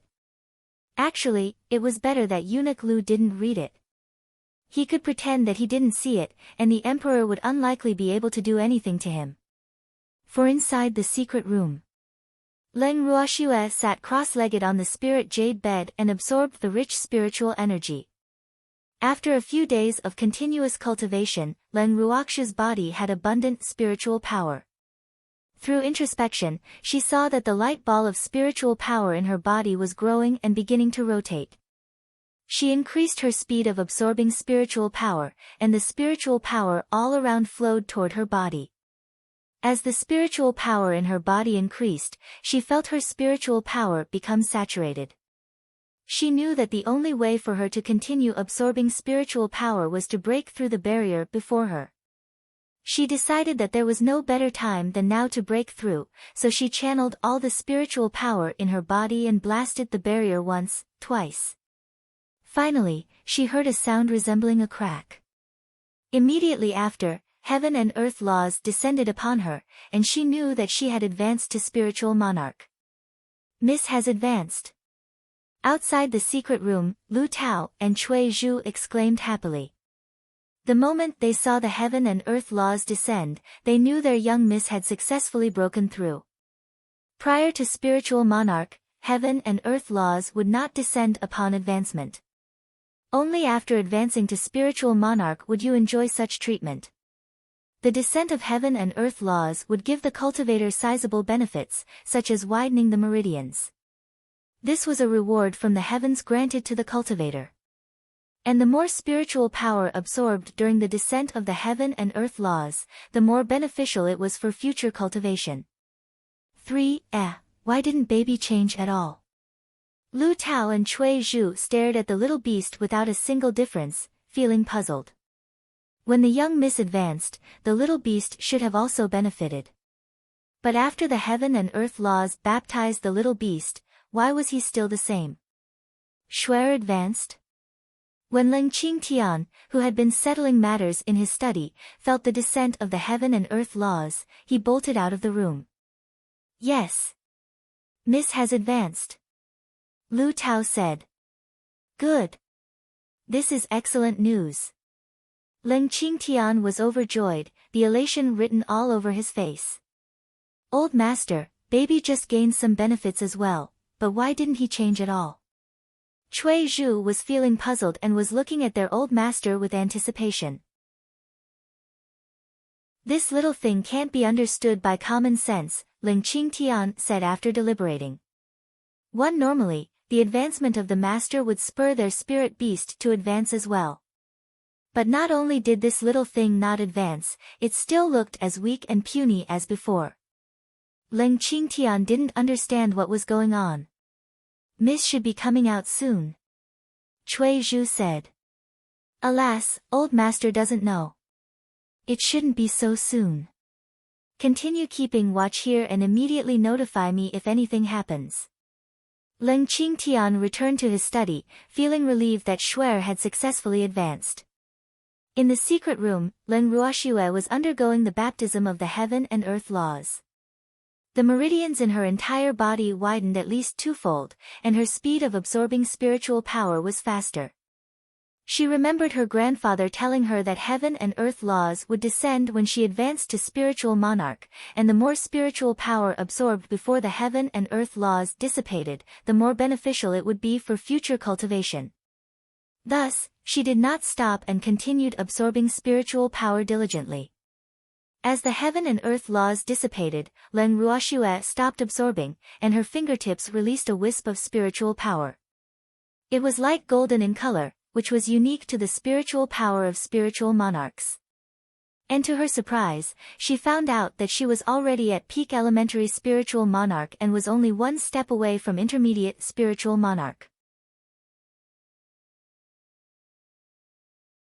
Chapter 12. I have an elder brother. 1. From the moment you became a spiritual monarch and the following stages of spiritual sovereign, spiritual supremacy, and spiritual deity, they each had the level of elementary, intermediate, advanced, and peak. Once your spiritual power was fully saturated, advancement would happen automatically. However, heaven and earth laws would not descend for the advancement to the intermediate, advanced, and peak levels. Heaven and earth laws would only descend for the advancement to spiritual monarch, spiritual sovereign, spiritual supremacy, and spiritual deity. Although Leng Ruoxue's advancement was successful, and she had stopped absorbing spiritual energy, she did not immediately leave the secret room. Instead, she began to cultivate advanced spiritual skills. You could only cultivate heavenly spiritual skills at the spiritual sovereign stage, so she planned to finish cultivating the advanced fire and wind element skills before leaving. This way, she would at least have the ability to protect herself. The advanced fire element spiritual skill, Prairie Blaze Spark, was one of the most powerful advanced fire element skills. Moreover, it was a group attack skill. It could be considered as the upgraded version of the explosive flames art, but its power was several times stronger. Flame Feathers was also one of the mightiest advanced fire element skills, but Flame Feathers was a single target skill. The advanced wind element skill, wind chasing art, was primarily used to increase movement speed during combat, and it was the upgraded version of the quick wind art. These advanced spiritual skills were the ones that piqued Ling Ruoxia's interest, so she cultivated them first. After learning these skills to a point where she was fluent, she intended to leave seclusion, lest her grandfather and the others have to wait for her anxiously. She decided to cultivate other skills at her own pace later. When Ling Ruoxia opened the door of the secret room, a fluffy little beast jumped into her arms.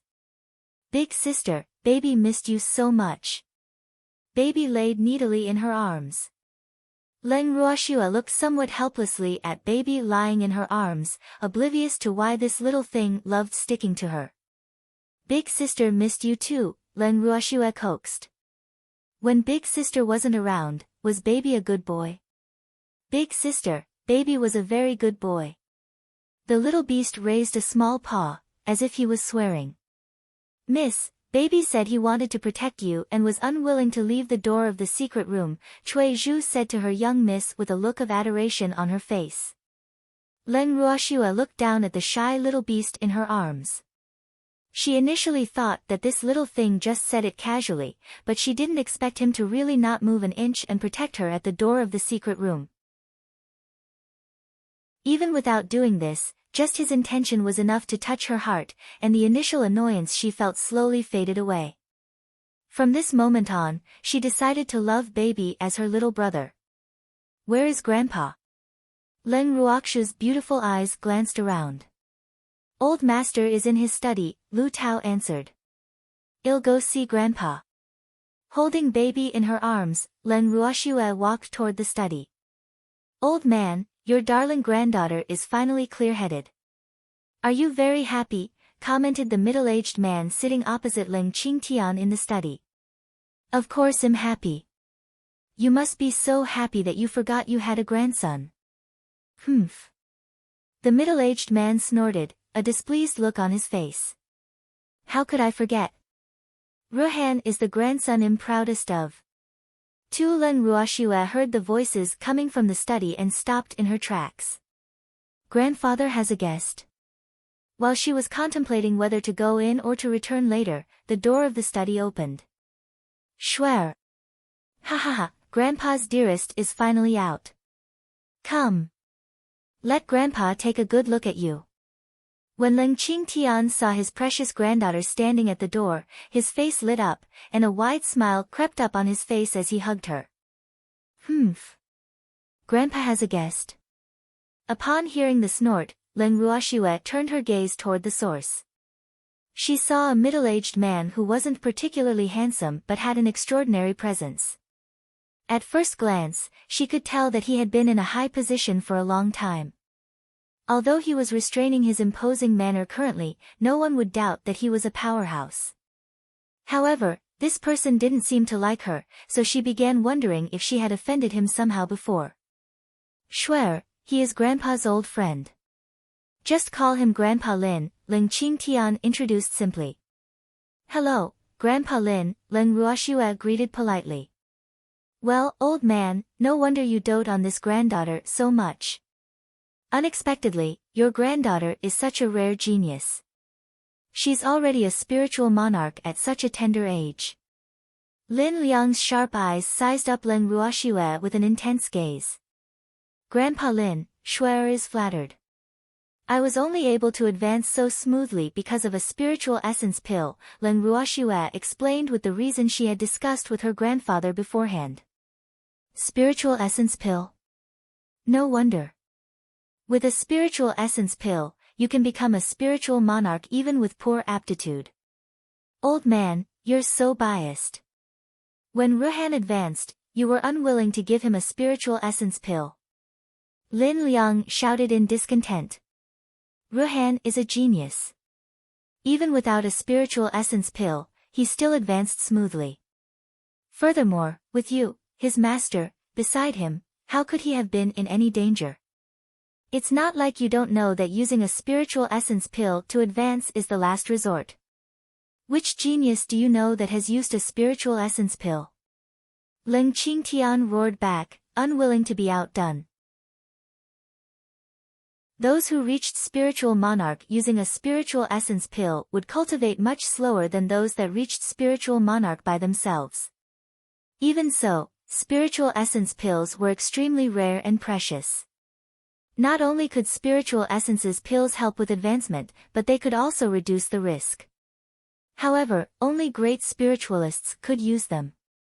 Since ancient times, countless spiritualists had hit a wall and were unable to advance to spiritual monarch. The great spiritualist stage was a considerably important obstacle that spiritualists had to face. The status of a great spiritualist was only marginally more prestigious than ordinary people, but the moment you advanced to spiritual monarch, your status and standing would rise significantly. This was why spiritual essence pills were priceless and couldn't be found on the market. Anyway, you're too biased. Lin Liang hollered. Grandpa, since you have a guest, Shuer will visit you later, Len Ruoxue said. At times like this, she should steer clear to prevent herself from becoming a target. After returning to Listening Snow Pavilion, Len Ruoxue immediately called for Lu Tao and directly asked, Lu Tao, do I have an elder brother? Miss, did you recall young master? Lu Tao asked, a little unsure. Nope. I really have an elder brother. Why hasn't anyone raised him with me? Len Ruoxue said with displeasure. 1. Chapter 13, I have an elder brother. 2. Miss, you were angry with young master and didn't allow anyone to mention him, Lu Tao explained. Len Ruoxue closed her eyes and slowly searched through the memories of the silly Ruoxue. And, it turned out to have something to do with the seventh prince again. In addition to a grandfather who loved her, she also had a very protective elder brother who loved her. Because she was always bullied by the seventh prince, her brother sought revenge and beat him up. But somehow, the silly Ruoxue found out and refused to recognize this brother anymore. Shuer. While Len Ruoxue was looking through her memories, she heard her grandfather calling her. She immediately opened her eyes and saw him walking in. Grandpa, my big brother, Len Ruoxue looked at her grandfather without blinking. Shuer, are you still mad at Ruhan? He has always been good to you, Len Qingtian probed her tentatively since she asked. Although he loved both grandchildren, he adored Ruoxue more. Moreover, his granddaughter had lost part of her memory because of her injury, so he felt even more concern for her. Grandpa, Shuer used to be ignorant and couldn't appreciate big brother's painstaking care. But now I am clear-headed, so how could I be angry with him anymore? Len Ruoxue was touched. Although foolish, the silly Ruoxue was really fortunate to have these loving family members. This was probably a blessing for someone unfortunate. After becoming this Ruoxue, she was also blessed and could finally feel the love that she had always desired, so she would definitely cherish it. Grandpa, Shuer can't remember many things. Please tell me about my big brother, Len Ruoxue pleaded. Alright. Shuer, your brother ranks second on the genius rankings. He's the pride of our Len family. Now, he's studying at the Heavenly Phoenix Academy, and he is the last disciple of the principal, who is that old fellow just you saw, Len Qingtian explained. No wonder that old man doesn't like me. Len Ruoxue could understand why. His genius disciple isn't as cared for at home as much as a simpleton girl. No wonder he's angry as a master. The genius rankings. Len Ruoxue looked at her grandfather in puzzlement. It's the ranking for the top 50 genius youths who are 30 years old and below on the Ling Feng continent, Ling Qingtian explained. Oh. Len Ruoxue didn't expect the rankings to be for the entire Ling Feng continent. My brother is the second on the entire continent.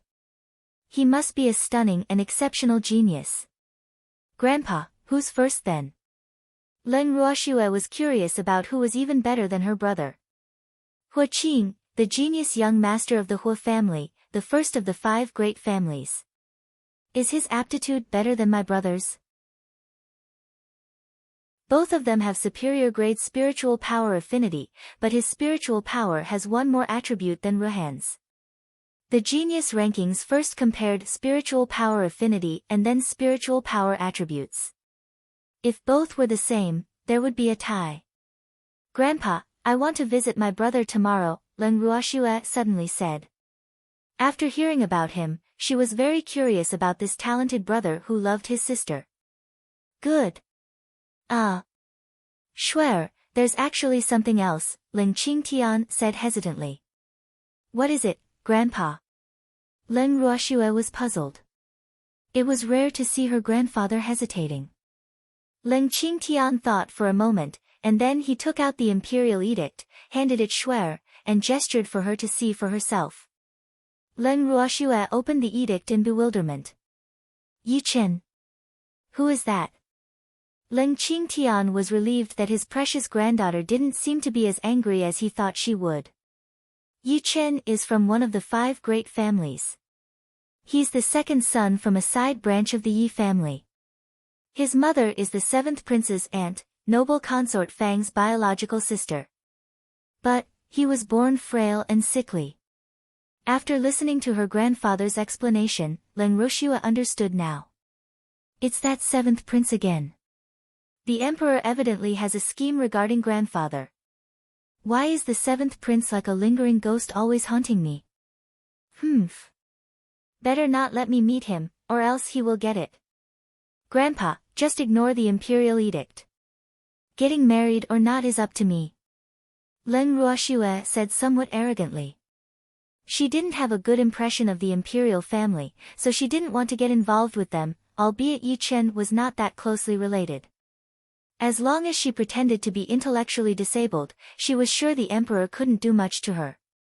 She was a simpleton after all. Although this was a world that respected the strong, before becoming a powerhouse above imperial power was still supreme. So she didn't want to cause trouble for her grandfather. Although her grandfather was at peak spiritual sovereign and the first person under spiritual supremacy, he was still not a spiritual supremacy level powerhouse. In this world, only by becoming a spiritual supremacy would you be qualified to stand on equal footing with imperial power. And only by becoming a spiritual deity could you truly stand above imperial power. This was her goal. Of course. I will fight with my life on the line against anyone who tries to force my precious granddaughter to do anything she doesn't like. Leng Qingtian said dotingly. He didn't really care about the imperial edict bestowing marriage. He was just worried that she would be angry. But seeing that Shuer didn't take it seriously at all, he was relieved. Shuer, this is for you. Leng Qingtian handed her a golden badge. Leng Ruoxue took the badge in confusion. On the front, there were only the 2 words, Heavenly Phoenix, while the back was blank. You are now a student of the Heavenly Phoenix Academy. This badge shows your identity. Don't lose it, or the academy won't let you in. Leng Qingtian reminded her. Grandpa, don't you need to pass an entrance test to enter the Heavenly Phoenix Academy? Leng Ruoxue asked. From what she knew, the Heavenly Phoenix Academy was one of the 3 top academies on the Ling Feng continent, and the entrance test was very strict. Anyone who could enroll in it was a genius or at least an elite.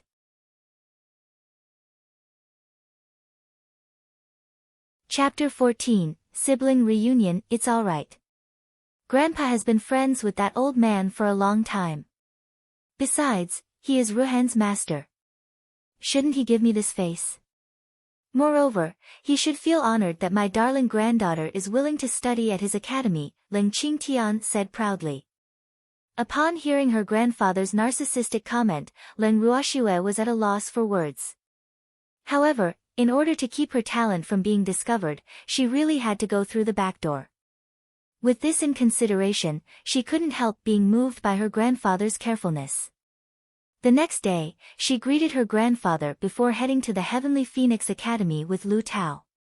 The Heavenly Phoenix Academy was located in the northernmost region of Phoenix City, and because it was so remote, they rode a flying spirit beast called Falcon. Falcons were low-level spirit beasts resembling eagles. Although they were not very fast, they were docile and had undergone training. They were one of the more commonly used means of transportation on the Ling Feng continent. Due to being big, having soft and fluffy feathers, and providing a smooth flight, falcons were very popular with people. Lying on the falcon, Len Ruoxue watched the scenery while listening to Lu Tao talk about her brother. Young master really dotes on Mississippi. He will definitely not let anyone who bullies Miss off the hook, and suffering a beating is already considered a light penalty. He almost beat the 7th prince to death previously. During the few days when Miss was injured and unconscious, young master came to see Miss every day. As Len Ruoxue listened to Lu Tao talk about her brother, she was green with envy of the silly Ruoxue. But since these relatives were hers now, she needed to take care of this familial affection that didn't come easily. Miss, we've arrived. The academy doesn't allow spirit beasts on the premises, so we have to go on foot, Lu Tao explained. Okay. The two of them dismounted and walked toward the entrance to the academy. When they reached the entrance, they were stopped by the gatekeeper. Len Ruoxue simply flashed the badge and walked directly into the academy under the gatekeeper's surprised and dumbfounded gaze. Which family does that young lady come from? How does she have that badge? Could she be the Shui family's eldest young lady? No wonder she's so beautiful. Even a long time after regaining his composure, the gatekeeper was still murmuring to himself. Len Ruoxue followed Lu Tao to her brother's residence, but he was still in class, and only his servant, Ming'an, was in the dormitory. Len Ruoxue carefully looked around her brother's residence. The environment was quiet, simple, and refined, actually somewhat similar to her brother's character. Although her memories of her brother were a little hazy, she could still see her brother's refined makings. It was hard to imagine that a brother like this would actually beat someone to the verge of death. Shuer. A soft voice broke Len Ruoxue's train of thought. Len Ruoxue turned around to see an elegant and beautiful immortal-like man at the door. He's my brother. He's more outstanding than I remember. She had seen many handsome men, but it was the first time she had seen someone so clean, clear, and untainted like an immortal. His facial features were more exquisite and perfect than a woman's, enough to make any woman ashamed. She even felt that her brother's beauty was ineffable. While Len Ruoxue was looking at her brother, Len Ruhan was also looking at her. This is Shuer. Shuer after becoming clear-headed. She really resembles mother but is more beautiful than mother. Even though Len Ruhan had already heard from his grandfather that his darling younger sister had already regained her mental facilities and was prepared to see her like this, seeing her with his own eyes excited him. Big brother, Len Ruoxue anxiously called out. Spurred by his emotions, Len Ruhan embraced Len Ruoxue warmly. Shuer. His beloved sister was finally clear-headed, leaving him overjoyed. Personally seeing his sister better now truly put him at ease. Shuer, you don't blame Big Brother anymore? Len Ruhan asked uncertainly. Big Brother, Shuer was ignorant before and didn't know that you did everything for my own good. But now I understand, so how can I blame you? I should be apologizing instead for saddening you in the past. From now on, Shuer will definitely be a younger sister who makes you proud. Len Ruoxue said earnestly. She said this to let her brother know that the ignorant Shuer was now the past and that she would be a whole new person from now on. You are my dearest sister, so how could I ever blame you? My greatest wish is for you to live happily forever. I'll never let anyone who dares to bully you get away with it. After Len Ruhan said this, a hint of fierceness that was inconsistent with his makings crept up on his clear, elegant, and beautiful face. Shuer will also never let anyone bully Big Brother. Only I can bully you, Len Ruoxue said mischievously while looking at her beautiful brother. Alas, with a man like this around, how can women live? Okay, Big Brother will only let Shuer bully me. Len Ruhan's face was brimming with love. Shuer, this is for you. Len Ruhan looked at the little beast sleeping soundly on his sister's shoulder, took out a white egg about the size of 2 adult palms from his storage ring, and gave it to Len Ruoxue. This is, The egg of a blazing flame lion, Leng Ruhan explained. Spirit beasts were also divided by aptitude. If the innate aptitude was good, then the odds of becoming a holy beast or even a divine beast were much higher. The blazing flame lion was born an advanced spirit beast, and as it matured, it would grow into a holy beast. So the blazing flame lion egg was extremely valuable. Big brother, keep this for yourself. I don't need it now, Leng Ruoxue said, afraid that her brother would be unwilling to use it himself. He only wanted to give good things to her, so she chose to turn him down. Big brother already has a spirit beast. This egg was a reward from the academy competition. I always intended to give it to Shuer, Leng Ruhan explained. How could he not know that Shuer thoughts? After explaining, he directly condensed a needle with spiritual power and pierced Leng Ruoxue's finger. Then a drop of blood fell onto the egg, which the egg absorbed rapidly. Following which, the eggshell cracked, and a wet fiery red little beast the size of a palm emerged.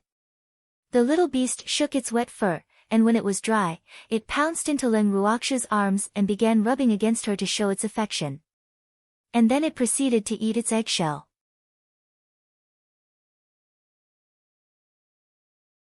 Chapter 15, Where Am I?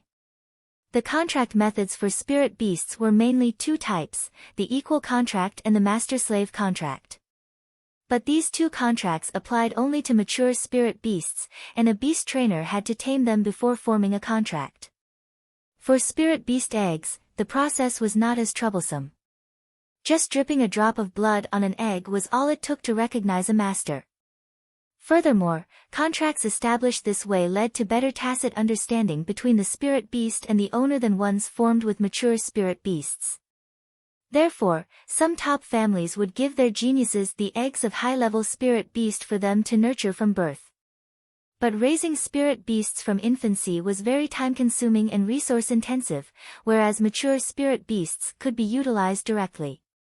So many preferred to spend a lot of money to employ a beast trainer to tame a mature spirit beast rather than waiting for a high-level spirit beast cub to mature because it took too long. I'll call you, Blaze. Leng Ruoxue's long and slender fingers gently teased the little beast, which was still gnawing on his eggshell. Surprisingly, this little thing was already a level 8 spirit beast from birth. Senior brother Leng, who is this woman? The siblings were chatting happily when a somewhat sharp voice suddenly interrupted them.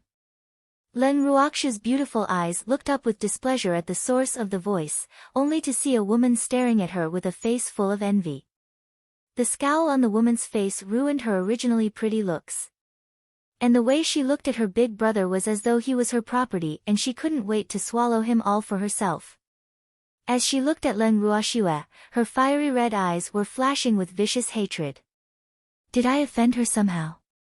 Leng Ruoxue speechlessly turned her gaze to her too beautiful brother, this source of calamity.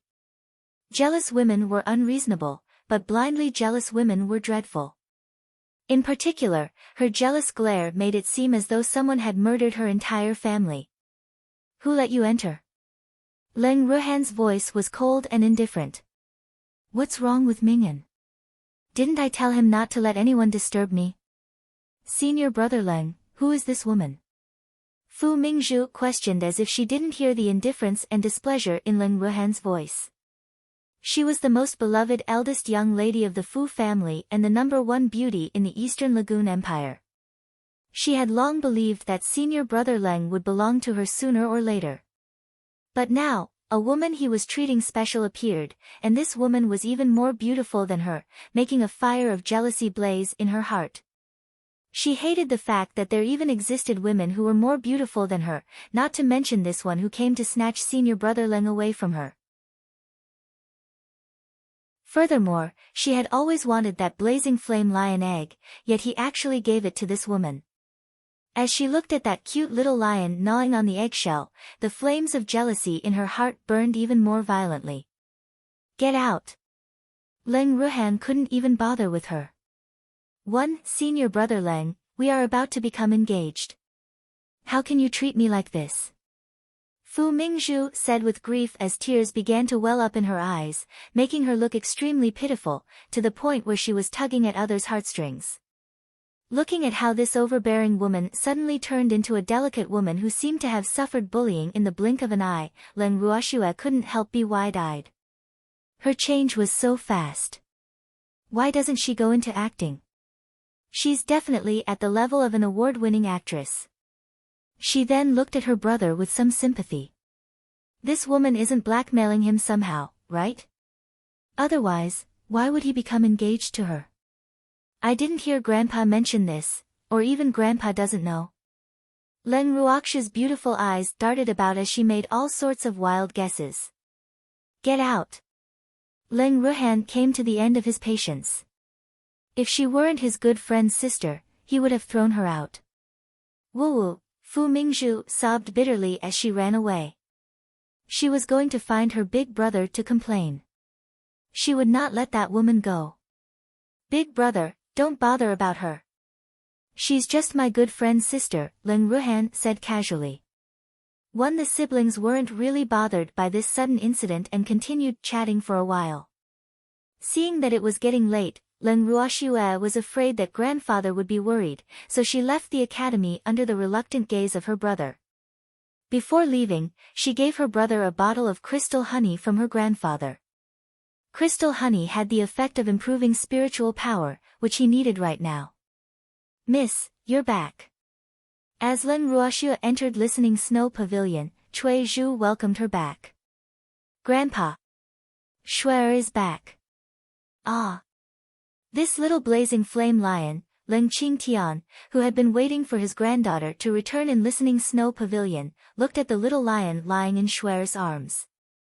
This little fellow was actually already a level 8 spirit beast.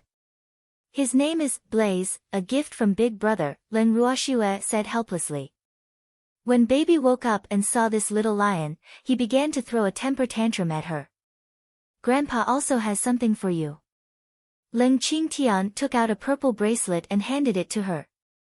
Leng Ruoxue took the bracelet. The transparent bracelet looked a bit like a piece of glass like purple jade. How exquisite. Is it a piece of jewelry? Storage bracelets don't seem this beautiful. This is the Leng family's family heirloom. It's a storage bracelet. However, we've never had anyone in the family who could become its owner. Grandpa is giving it to you now, Leng Qingtian explained. Couldn't become its owner.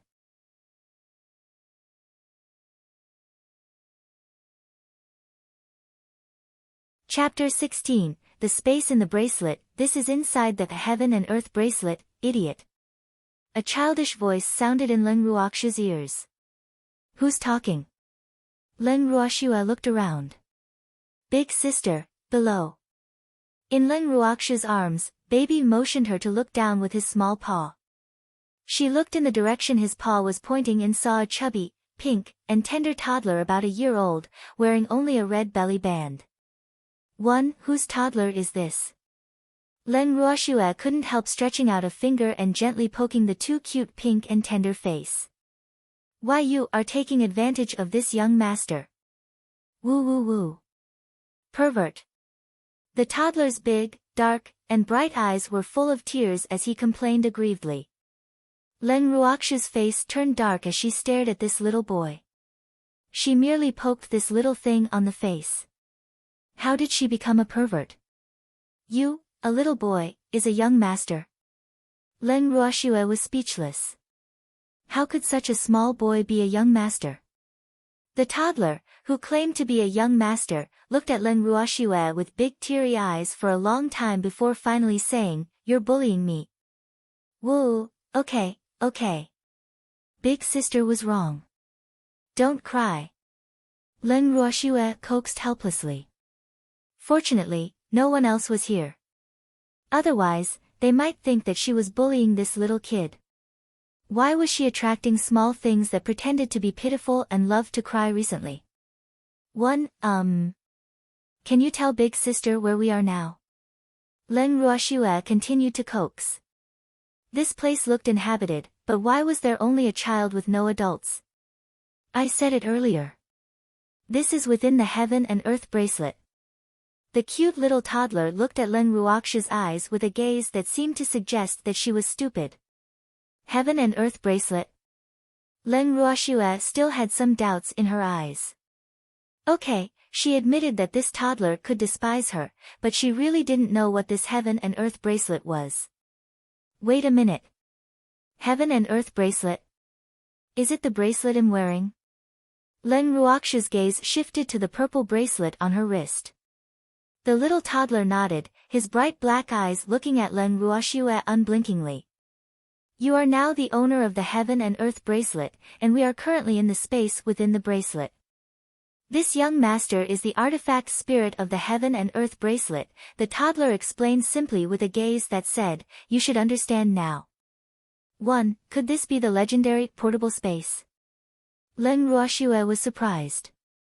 She did hear the secretaries of her company in her previous life saying that they wanted to have something like a portable space. This isn't some portable space. It's much more advanced than that. The heaven and earth bracelet is a divine artifact. Do you understand what a divine artifact is? How can it be compared to a simple portable space? The toddler was about to throw a tantrum when he heard her comparing him to a portable space that could only farm and raise small animals. Len Ruoxia looked at the angry toddler in amusement. Divine artifact? Never heard of it. Len Ruoxia said honestly. She had indeed never heard of it. She only knew that the best equipment in this world was at the sacred artifact grade. Divine artifact? Sounds pretty advanced. Why you are too ignorant, the toddler roared angrily, seemingly saying, this young master is angry now. The consequences are serious. Seeing that the little fellow was really getting angry, she stopped teasing him. Although she was not an artificer yet, she knew that equipment that had artifact spirits were definitely not at a low grade. Moreover, being able to refine equipment that possessed an artifact spirit was the lifelong dream of every artificer. However, Len Ruoxia really couldn't stand a little kid who kept claiming that he was a young master. It felt weird. A child is a child. If you continue calling yourself a young master, I'll spank you. Woo. You're threatening me. You're a bad master. I'm not some child. I'm so small because I'm sealed. The toddler bawled. He didn't want to be so small either. Woo. Sealed? Yes. If not for being sealed, I would be very powerful, the chubby toddler said with a face full of pride. Who sealed you? Len Ruoxia asked curiously. My former master. Why did he seal you?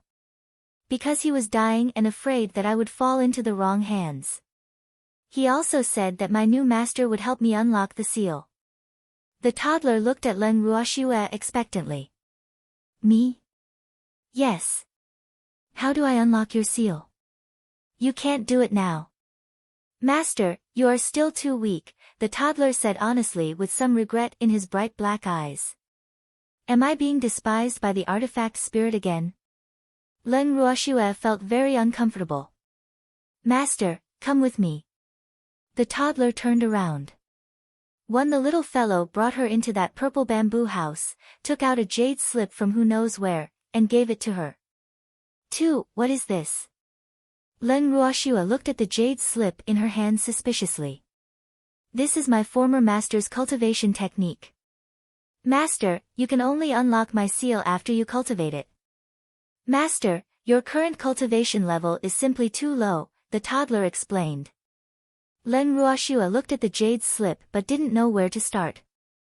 Master, use your divine sense, and you should be able to see it, the toddler said. Len Ruoxia released her divine sense. The moment she touched the jade slip, a majestic voice rang in her ears. Child, you are here. Len Ruoxia looked at the scenery that suddenly changed again in surprise. Where is this now? She looked around.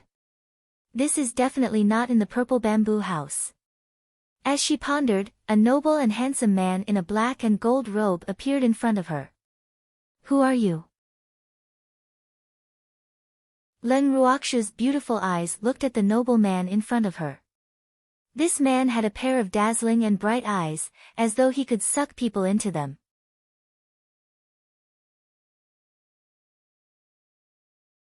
Chapter 17, A Cheap Master, Old Master. The toddler beside Leng Ruoxue called out first before the noble man replied. Old Master. Didn't he die? Leng Ruoxue glanced over at the toddler and then at the noble man in doubt. Child, I am indeed dead. What you see now is merely a wisp of my divine sense that I left behind before I died, the noble man explained. Child, am I that young? Leng Ruoxue felt awkward. It felt strange being called a child by someone who didn't look much older than her. In my eyes, you are a child. The noble man saw her thoughts. Whatever, just call me a child then, Leng Ruoxue thought. I shouldn't fuss over it with someone already dead. Uncle. Since he's calling me a child, I have to call him uncle to show my respect, Leng Ruoxue retaliated in her head. I am you, but you should call me master. Yu was a bit exasperated. This little fellow really doesn't want to suffer any loss. Too, master. But I don't intend to acknowledge you as my master. She sounded totally uninterested. All of what she was going through now was too bizarre. It felt as though she was being schemed against, and she hated this feeling. Moreover, her gut feeling was that this noble man in front of her was definitely big trouble. Don't you want to become a powerhouse? Don't you want to protect your loved ones?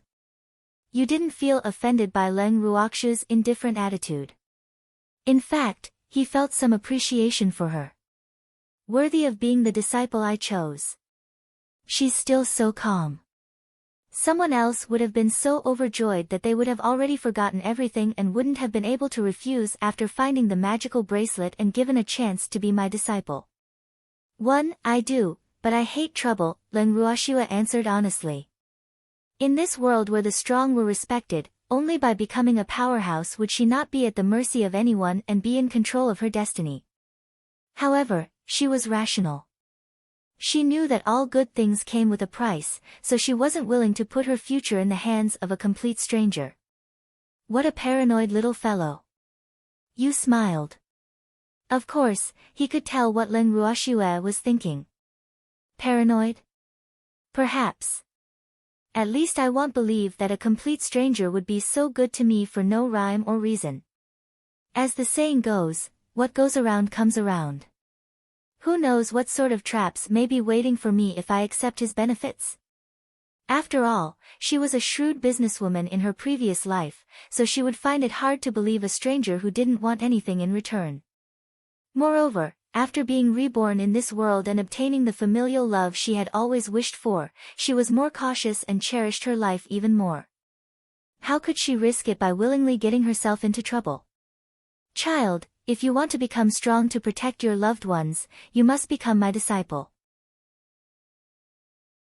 After all, you are now the owner of the heaven and earth bracelet, Yu said. What do you mean? Leng Ruoxue looked at Yu in confusion. What does owning the heaven and earth bracelet have anything to do with becoming his disciple? I'm sure you know what the saying, a man's wealth is his own ruin by causing another's greed means. The heaven and earth bracelet is no ordinary divine artifact. How can the person who wants to obtain the heaven and earth bracelet spare you? If you're not strong enough, how can you protect yourself and your loved ones? I can tell you clearly that your enemy is formidable, far beyond your imagination. Even if you become a spiritual deity, you're not on par, Yu explained. All because of this bracelet?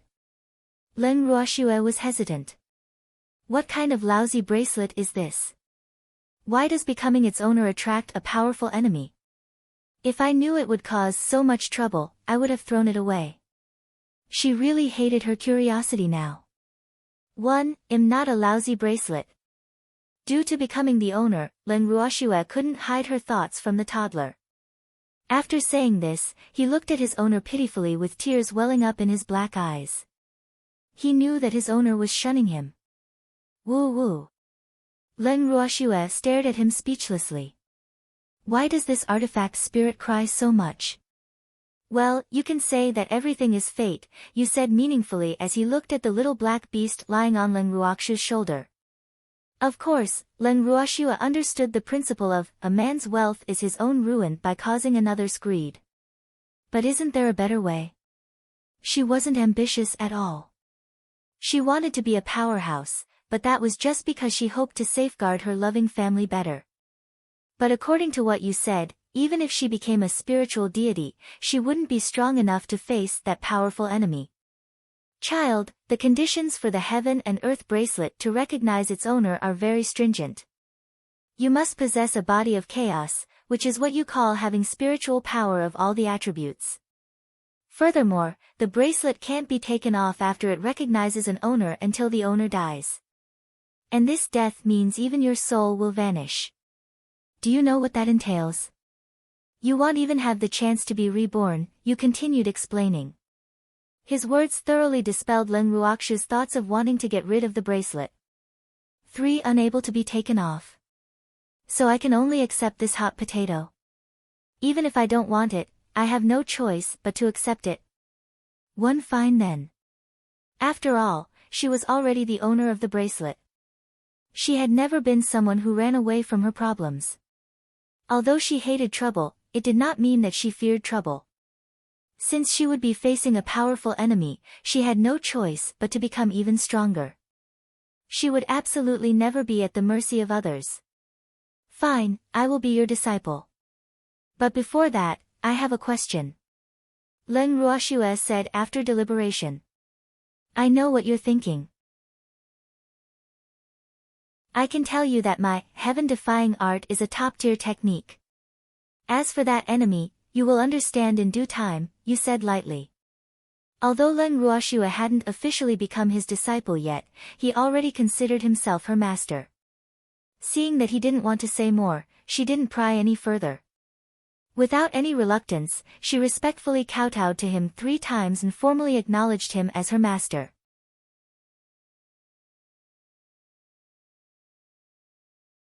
Chapter 18, A Cheap Master, 2. Alright, good disciple, get up quickly, you said happily as he helped Leng Ruoxu up. Disciple, I will teach you the heaven-defying art. You sent the heaven-defying art into Leng Ruoxu's sea of knowledge. The moment the white light entered her mind, Leng Ruoxu instantly felt that there was something additional in her mind. The heaven-defying art is a top-tier technique, and it is divided into 9 levels. The first 3 levels are basic techniques. The first level is mainly for body remolding and foundation building. Cultivating to the 3rd level is equivalent to being a spiritual deity of your world. However, this world is the lowest level space, and there are higher level spaces in the universe everywhere, so you have to keep your vision long-term. Disciple, you are destined to become a powerhouse with your talents. This Lingfeng continent is too small, and your stage isn't here. Leng Ruoxu was about to rejoice when she heard her master say that reaching the 3rd level was equivalent to a spiritual deity. But before she could be happy, she was warned immediately. She knew that her master deliberately reminded her because he was afraid that she would not want to make progress and would be satisfied with the status quo. She is promising and teachable. You looked at Leng Ruoxu with satisfaction before continuing. In addition to the cultivation technique, the heaven-defying art also contains an artificer chapter, an alchemy chapter, and a beast training chapter. However, Master doesn't have time to teach you everything, so you will have to learn on your own in the future, you said with slight sadness. Master, disciple, come, take this remolding pill. Master will help you with the first level of the heaven-defying art.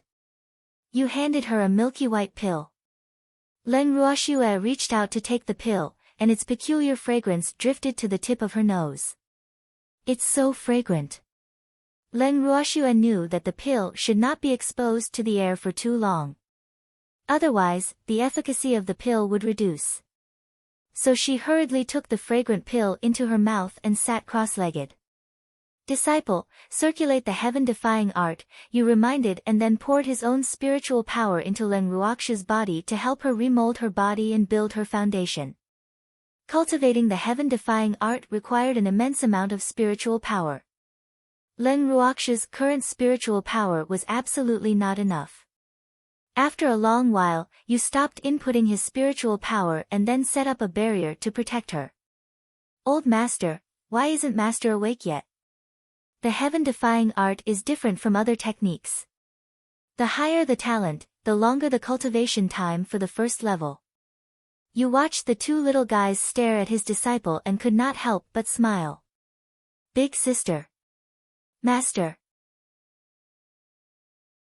As soon as Leng Ruoxue opened her eyes, she saw two little things running toward her. However, they didn't rush into her arms but ran directly into the barrier set up by her master. One, big sister, Wu, baby threw himself into Leng Ruoxue's arms and cried aggrievedly after you removed the barrier. Baby missed big sister so much. Silly thing, wasn't big sister always here? Leng Ruoxue said helplessly. This little guy was too clingy to her. Since baby occupied her arms, the toddler could only look at her pitifully. Master. Pretty good. Disciple, go wash up first, you said with satisfaction as he looked at Leng Ruoxue's cultivation progress. Leng Ruoxue lowered her head and looked at herself, only to find a lot of thick grayish-black liquid on her body, which should be her body impurities discharged after the remolding. Master, I'll bring you there, the toddler said thoughtfully. Master. Leng Ruoxue returned to you after washing up. Disciple, I will teach you alchemy and artificing next. But time is running for me, so you have to work harder. You raised his hand gently and changed the environment. This place is, Leng Ruoxue looked around. This place was very spacious. There is a palm-sized alchemy furnace in the center of the hall and nothing else. This is the place Master used to use for alchemy and artificing. It belongs to you now. You then gave Leng Ruoxue a detailed explanation of alchemy and artificing. Leng Ruoxue listened carefully and immediately asked for clarification on issues she didn't understand. Disciple, Master has said all that I can. You'll have to comprehend the rest yourself, you said with relief. What he just said was enough for some talented alchemists and artificers to learn for hundreds of years. He did not know much his disciple could comprehend. One Leng Ruoxue was immersed in learning alchemy and artificing as though she had obtained a treasure. After mastering the basic knowledge of alchemy and artificing, she decided to concoct pills first, especially the remolding pill. Although the remolding pill was merely an elementary pill, it was very important. Elementary pills had differences in quality, and high-quality elementary pills were comparable to intermediate pills.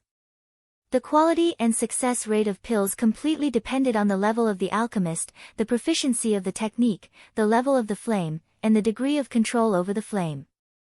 Leng Ruoxue put the medicinal herbs into the alchemy furnace in order. First time, failed. Second time, failed. After several failures in succession, she finally concocted the remolding pill. Even though there were only 5 pills, she was still very happy. After all, this was the first time she successfully concocted pills. Alas, it seemed like alchemy and artificing were not things that poor people could afford to learn. She felt a little distressed thinking about the medicinal herbs she had wasted. However, she also knew that this was a process that successful alchemists and artificers had to go through. As the saying went, failure is the mother of success. How could there be success without first experiencing failure? She continued to concoct several other elementary pills. As her concocting technique and proficiency in flame control improved, the quality and success rate of her pills greatly improved. When the practice for the alchemy came to an end, and she was ready to start artificing. Leng Ruoxue looked at the materials in her hand and hesitated. But she continued to put the materials into the furnace one by one. She was now very proficient in her flame control, so she was confident that she could refine her first piece of equipment. She watched as the materials in the furnace melted bit by bit. With the removal of impurities and purification, the liquid about the size of a blue ball gradually became only the size of a baby's fist. What she wanted to refine was a piece of defensive equipment. After portraying the shape in her mind, she slowly controlled the liquid to shape it and finally tempered it with the shape. 1.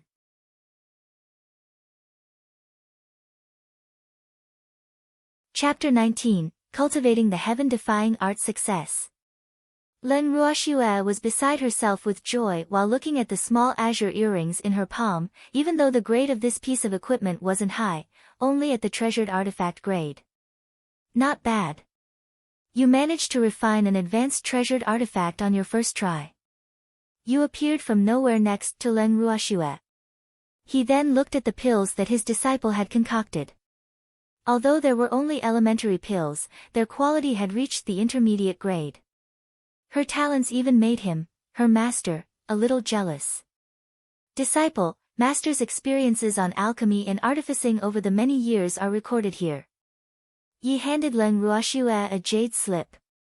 Master, disciple, you have already cultivated to the second level of the heaven-defying art. Your cultivation level now is akin to peak spiritual monarch. However, you will not be able to advance in master's space. After going out, you can find a place to advance, and then heaven and earth laws will descend. Heaven and earth laws are a gift from heaven and shouldn't be wasted. Okay. Len Ruoxue nodded slightly as she quietly listened to her master's instructions. Disciple, this heaven and earth bracelet is a very powerful divine artifact with many functions, but I have sealed it. You will understand it when you slowly unlock the seal in the future. Now, the level of the heaven and earth bracelet is equivalent to a treasured artifact of this world. There are only the 3 basic functions, planting space, time acceleration, and hiding your level, but they are enough for you currently. Disciple, master accepted 2 disciples before you. They are your senior brothers. However, I passed away and don't know what has happened to them. If you have the chance to meet them in the future, they will be a good help to you. Master also had very loyal subordinates, but I don't know how they're doing now, you said with a helpless longing. Master, what do my 2 senior brothers look like? Len Ruoxue asked. She could hear the nostalgia in her master's voice. As long as she had the opportunity, she would be happy to help her master find her 2 senior brothers. My good disciple, you are too weak now. I have sealed the things that happened back in the heaven-defying art. You'll naturally understand when your cultivation reaches master's requirement, you said resolutely. Master, you are not willing to tell me who the enemy is, but what should I do if the enemy finds me? I won't know until the enemy comes to my door. Wouldn't that put me in a very dangerous situation? Len Ruoxue said somewhat intensely. She wanted to know who her senior brothers were to ask who the enemy was in passing. However, her intentions were blocked by her master's words before she could even ask him. 2, silly child, how could a master put their disciple in danger? Master has plans, you said mysteriously, but he refused to reveal another word. Disciple, let's go. The 2 little fellows are waiting anxiously, you reminded. Big sister. Master. Seeing Len Ruoxue come out, Baby immediately rushed into her arms and refused to leave. Woo woo woo. Big sister, this person is so bad. He bullied Baby, Baby complained. Len Ruoxue looked at her master in puzzlement, her beautiful little face full of question marks. Master gave this little fellow some special training, you explained. Baby seems a little different. Len Ruoxue coaxed, even though she didn't know what her master's so-called special training was. Baby must protect big sister, Baby said shyly. Disciple, master is leaving, you said reluctantly. He did not want to say it, but he knew his time was up. Master, tears blurred Len Ruoxue's beautiful eyes uncontrollably. She knew that her master was really going to leave her. Would master not need to leave so soon if he hadn't given me his spiritual power? She couldn't help thinking in her mind. Silly child, don't let your imagination run wild.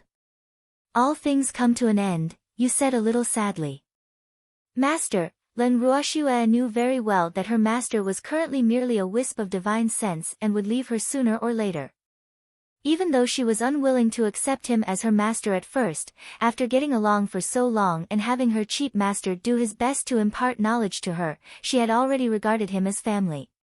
She couldn't help but feel sad now that her master said that he was leaving her.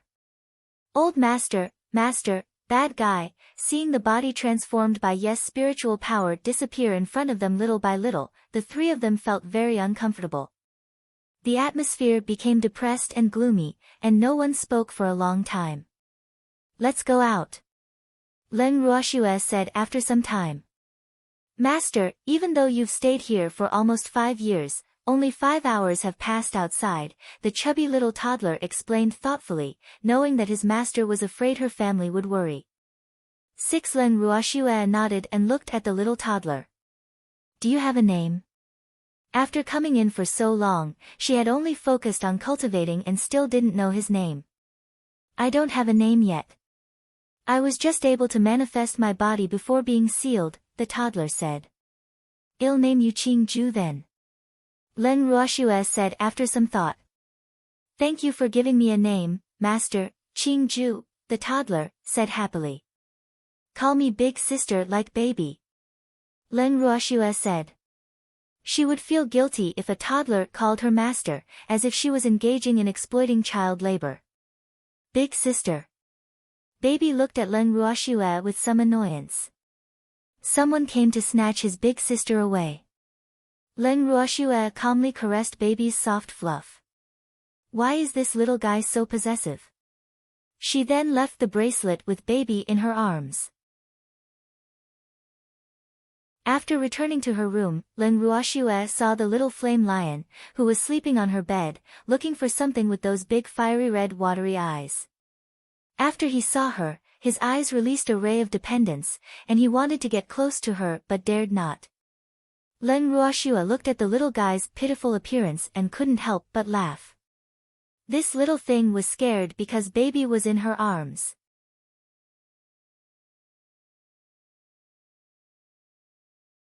Chapter 20, Leaving home. Leng Ruoxue put baby down and picked up the palm-sized flame lion. She caressed him before re-entering the bracelet and handing him over to Qingju. She then returned to her room. 1. Grandpa, I plan to leave home for some time to gain experience, Leng Ruoxue said to her grandfather the next day. Her knowledge of this world was currently limited to only what she had read. In fact, she had no idea what this world was really like, and this was very disadvantageous for her cultivation. Shuer, aren't you going to the academy to study? Leng Qingtian was puzzled. Although it would be beneficial for his granddaughter to go out and experience the world, he couldn't bear to part with her. Not for now. Let's talk about it later. She wanted to study at the academy before but not anymore. Nevertheless, if she had time in the future, she wanted to visit the library of the Heavenly Phoenix Academy. After all, it boasted having the most number of books on the Ling-Feng continent. Leng Ruoxue knew that if she couldn't reassure her grandfather, he would definitely worry about her leaving home alone. She didn't want to have a bunch of people following her to protect her when she traveled. The thought of it scared her. So she decided to tell her grandfather about the bracelet after much deliberation yesterday.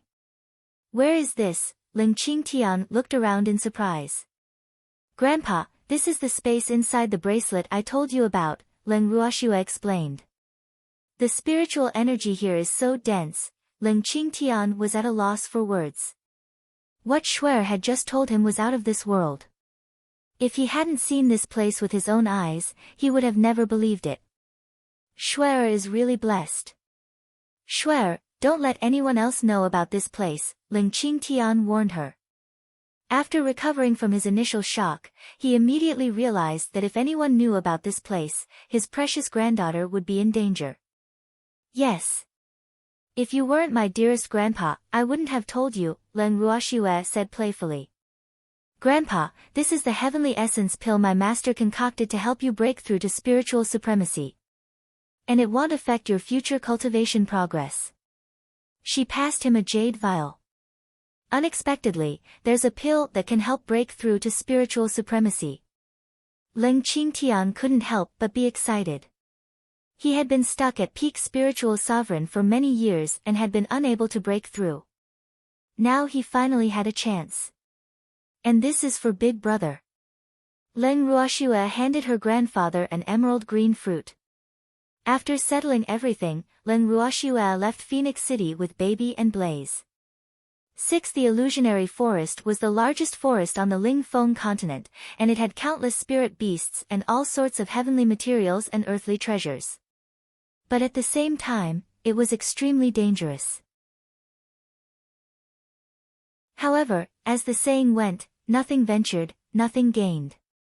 Most mercenary teams would choose the illusionary forest as their hunting ground. Moreover, many top families and academies favored it as the training ground for their descendants and students. Leng Ruoxue was sitting on the falcon, with Baby on her lap, as they flew toward the illusionary forest. For her first stop, she chose this forest that was full of opportunities and perils. She rolled open her map. The illusionary forest was within the borders of the Eastern Lagoon Empire, and the entrance was near Willow City, a medium-sized city in the east of the empire. Willow City was thousands of kilometers away from Phoenix City. At the speed her falcon was flying at, it would take about half a month to get there. This really dampened her spirits, but she didn't have a flying spirit beast of her own, and falcons were the most commonly used flying spirit beasts. Furthermore, you didn't even need a contract to use a falcon, so it was her best option. Nevertheless, she decided that she had to find a good flying spirit beast to contract within the illusionary forest. At dusk, Leng Ruoxue got the falcon to land in Gain City. It was a very small city, and there were few pedestrians on the streets at night. She picked a random inn and booked a room to spend the night. The main reason was actually to let the falcon rest. As a low-level spirit beast, a day of flight had already depleted its stamina. Moreover, falcons had poor eyesight at night and couldn't navigate in the darkness. Upon entering the room, Leng Ruoxue immediately entered the Heaven and Earth bracelet. Seeing the falcon, which she had stored in the bracelet earlier, lying there quietly, she threw a pill to it. Because the ingredients were common, she had concocted this pill during her alchemy practice. Besides, the pill had no practical value, so she fed the falcon with it. After consuming the pill, the falcon gently rubbed its head against her hand to show its affection. Leng Ruoxue looked at the falcon and patted its head. Who said that low-level spirit beasts had no intelligence? If you treat them well, they know how to reciprocate, unlike some ungrateful humans. After comforting the falcon, she entered the purple bamboo house with Baby in her arms. Blaze and Qingju were waiting for her here. Seeing her, they jumped into her arms and even squeezed Baby aside.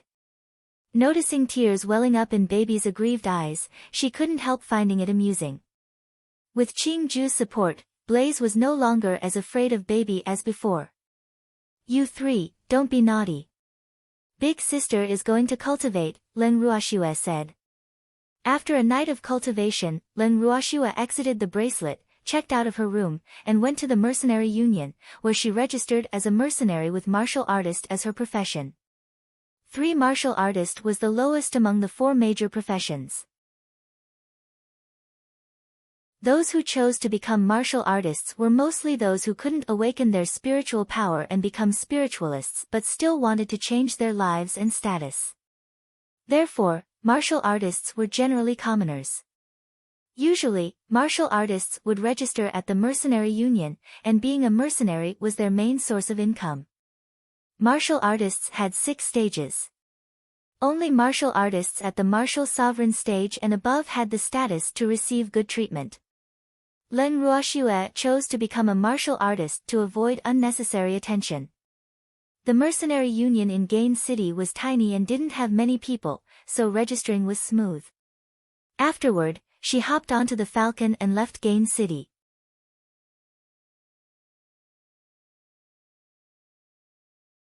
Chapter 21, The Illusionary Forest. Grandpa, Shuer went off training on her own. As soon as he returned home, Leng Ruhan hurried to his grandfather's study upon hearing that Shuer had left home to train. Yes. Leng Qingtian answered. Grandpa, Shuer has never left home since she was a child. How could you let her go alone? Ling Ruhan said worriedly. Ruhan, Shuer has already grown up. Since she wants to go, shouldn't I support her as her grandfather? Ling Qingtian said helplessly. No wonder Shuer didn't want Ruhan to know. If he knew, he would have definitely followed. But, Ruhan, Shuer can take care of herself, Ling Qingtian said firmly. To be honest, if he didn't know that she had that magical bracelet where she could seek refuge when in danger, he would also be quite worried. Shuer, how can you be so cruel? I love you so much, but you didn't even tell me before you left. Ling Ruhan complained in his head. Anyways, it's good that you're back, Ruhan. I will be going into seclusion a few days later. Oh, right, Shuer left this for you. Ling Qingtian took out the emerald green fruit and gave it to Ruhan. What rich spiritual energy! Where did Shuer get this? Why didn't she eat it herself? Ling Ruhan was both surprised and touched as he received the fruit. Shuer's master gave it to her, and she still has more. She specially left one for you, Ling Qingtian explained. Shuer's master? When did she have a master? Ling Ruhan was puzzled. She acknowledged a master just before leaving. Her master is very powerful, or else I wouldn't have dared to let her go out alone. So you don't have to worry about her. Ling Qingtian knew that his grandson loved Shuer even more than him, so he said this to reassure his grandson since he didn't want him to worry and have it affect his cultivation. Ruhan, tell the academy that you're going to join me in seclusion. Before Shuer left, she said that she hopes to see you becoming a spiritual sovereign when she returns, Ling Qingtian suggested. His grandson was already at peak spiritual monarch. With the fruit, it would be a piece of cake for him to break through to spiritual sovereign. Alright. Since this is what Shuer wants, how can I let her down? Ling Ruoxue had been flying for nearly half a month on the falcon, and she was finally nearing the illusionary forest. In the past half-month, she had been flying during the day and resting at inns during the night. Although she always booked rooms, she rested and cultivated in the Heaven and Earth bracelet. 2-3 days ago, she found an uninhabited valley to advance. After the baptism of Heaven and Earth laws, she was able to reach intermediate spiritual sovereign and unlock the first seal of the Heaven and Earth bracelet. The Heaven and Earth bracelet gained the ability to change into any shape at will, and the small flame lion advanced to level 9 spirit beast. Even the falcon she fed with pills every day had promoted to intermediate spirit beast. But baby still had no changes and was as weak as before. Finally here. Ling Ruoxue was excited when she saw the giant trees that shielded the forest floor from the sun and the green that stretched infinitely into the horizon. As soon as she entered Willow City, she saw the immense forest. Although Willow City was only a medium-sized city in the Eastern Lagoon Empire, because of the illusionary forest, it was as bustling and prosperous as any major city of the empire. But the prosperous city was not that attractive to her at this moment. She most wanted to enter the long-awaited illusionary forest currently. Now that she was here, how could she be willing to wait? After all, she was not here to sightsee. Ling Ruoxue came to the entrance of the forest. The sun had set, so no one was around the area. To be precise, no one would choose to enter the forest at night because the illusionary forest would become even more perilous. But for Ling Ruoxue, it made no difference. She had the Heaven and Earth bracelet, so she could get out of any dangerous situations. It wasn't free to enter the illusionary forest, there was an entrance fee of 500 gold coins per person. Ling Ruoxue paid the money and was about to enter when the guard suddenly stopped her. Miss, please wait. Ling Ruoxue frowned. What does he want? Why isn't he letting me in after I've paid? Miss, the illusionary forest is extremely dangerous at night. You should come back during the day, the young guard kindly reminded her. He didn't want such a beautiful young lady to be eaten by the spirit beasts in the forest. It's okay. I'm not afraid. Ling Ruoxue thanked the guard and headed in. Although she knew that the illusionary forest was enormous, only when she was here, walking among the trees, could she truly feel the boundlessness. She spent almost a month in the forest, but it wasn't very fruitful. She had only seen a few high-level spirit beasts. Moreover, it seemed as though she was still in the periphery of the forest. During this time, she encountered a small mercenary team of 5, from whom she inquired some information. At first, she was still surprised because she had read that there were many mercenary groups in the forest. But after almost a month, she had only met this team. They told her that it wasn't strange for her not to come across anyone in the forest because it was simply too big. Many weaker mercenary groups did not dare to proceed too deep into the forest and wouldn't spend the night here. Afterward, Leng Ruoxue declined their invitation to join their group and parted ways with them. Leng Ruoxue continued farther into the forest. She collected all the herbs she came across along the way, and she also hunted many delicious spirit beasts for food. She had already filled up several storage rings. Alas, she had too many gluttonous little spirit beasts to feed. And, well, she also liked to eat. Although some beasts were really cute, she clearly distinguished between food and pets. There seems to be fighting. Her journey so far had been rather boring. She had only encountered that small mercenary team, and all the spirit beasts she encountered were weak and didn't take much effort to deal with. Now, with the sudden sounds of intense fighting, her curiosity was piqued. Thus, she walked toward the source of the commotion.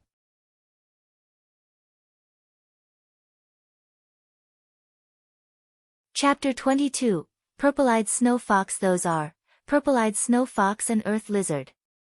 Leng Ruoxue was slightly surprised. Purple-eyed snow foxes, the king of foxes, were born elegant and noble. They were formidable spirit beasts that were best at charming and used ice element attacks. Earth lizards slightly resembled a lizard. They were said to have the blood of dragons and were a side branch of the dragon race.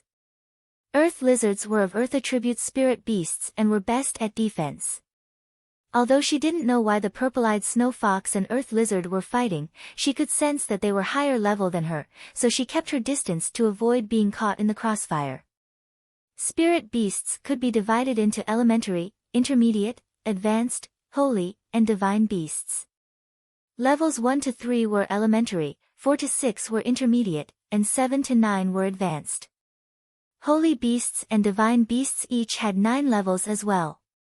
Only when spirit beasts reached level 7 could they speak, and only divine beasts could transform into human form. 3 Since Leng Ruoxue entered the bracelet to cultivate every night, she had already reached advanced spiritual sovereign with time acceleration. However, she still felt that these 2 spirit beasts were stronger than her. This meant that they were at least level 7 holy beasts.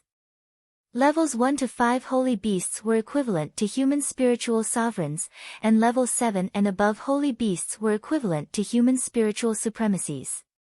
It was a rare opportunity to see a battle between 2 spiritual supremacy level spirit beasts, so how should she let this chance slip away? With this thought, Leng Ruoxue hurriedly hid behind bushes to spectate the fight. Although the opportunity was rare, her safety was still more important. Big sister, those 2 are level 9 holy beasts, Qing Ju said from the Heaven and Earth bracelet. Level 9? Who do you think will win? Leng Ruoxue communicated telepathically with Qing Ju. Although most of his abilities were sealed, he had traversed through many cosmic spaces with his master, so he was considerably experienced and knowledgeable. These 2 beasts aren't weak, and each has its own strengths. It's hard to tell, but judging by the current situation, the fox is likely to win, Qing Ju analyzed. Damn fox, if I can't have it, you can't either. Seeing that it was at a disadvantage, the earth lizard's milky little eyes flashed with viciousness. Stinky reptile, you can't even defeat me, the purple-eyed snow fox said elegantly. Although it looked disheveled now, its nobleness remained unaffected. Big sister, that earth lizard is going to blow itself up. Come in quickly. Qing Ju sensed the spiritual energy in the forest rushing toward the earth lizard and hurriedly reminded Len Ruoxue to take refuge in the bracelet. A level 9 holy beast self-exploding couldn't be taken lightly. Just as Len Ruoxue was about to enter the bracelet, she saw the purple-eyed snow fox unleashing a spiritual skill, so she waited to see what it would do to prevent the earth lizard from exploding. Damn it! You lunatic! The purple-eyed snow fox could tell what the earth lizard was up to, so it unleashed its most powerful ice element spiritual skill and froze the huge earth lizard into a block of ice. Then it collapsed onto the ground due to exhausting its spiritual power. Human, come out, the purple-eyed snow fox uttered weakly. In fact, it had long known that there was a human nearby, but the human was too weak for it to take seriously. But now that both it and the stinky reptile were heavily injured, the puny human would be able to take advantage of them.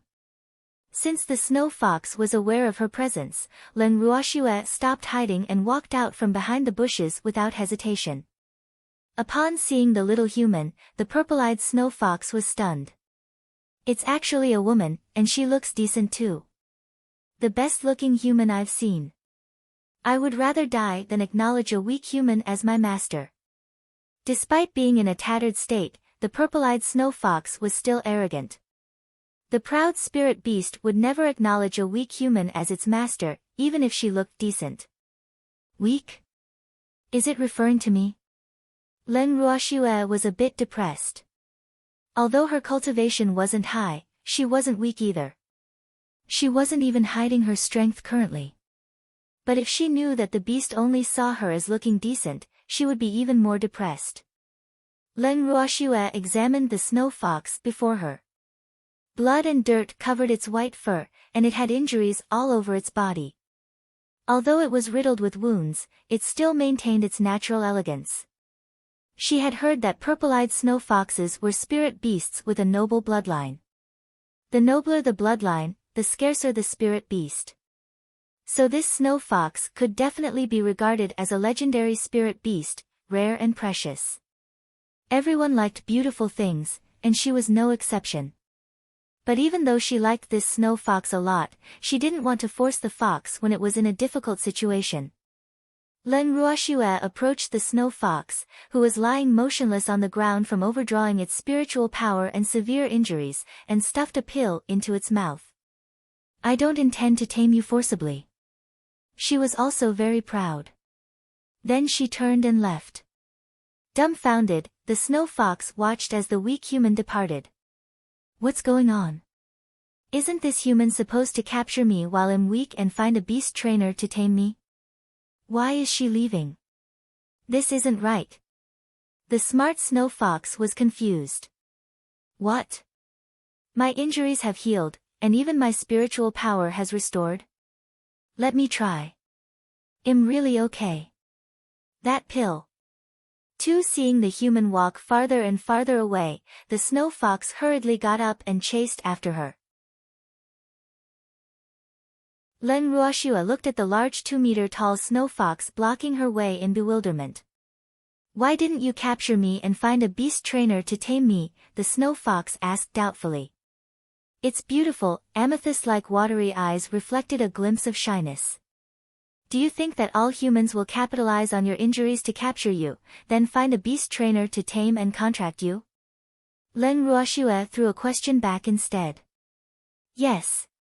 The snow fox nodded its head earnestly. Aren't humans like that? Not every human likes to take advantage of others' difficulties, Len Ruoxue said. In her previous life, she had always seen animals as man's best friend, or at least more trustworthy than some humans.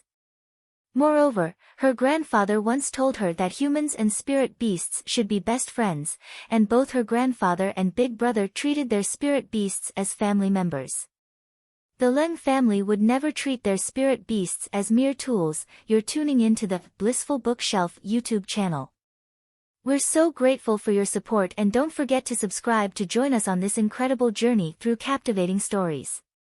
Your generosity through donations truly makes a world of difference, as it's the primary source of revenue that allows me to expand and enhance this channel for you. Thank you from the bottom of my heart for being a part of this adventure.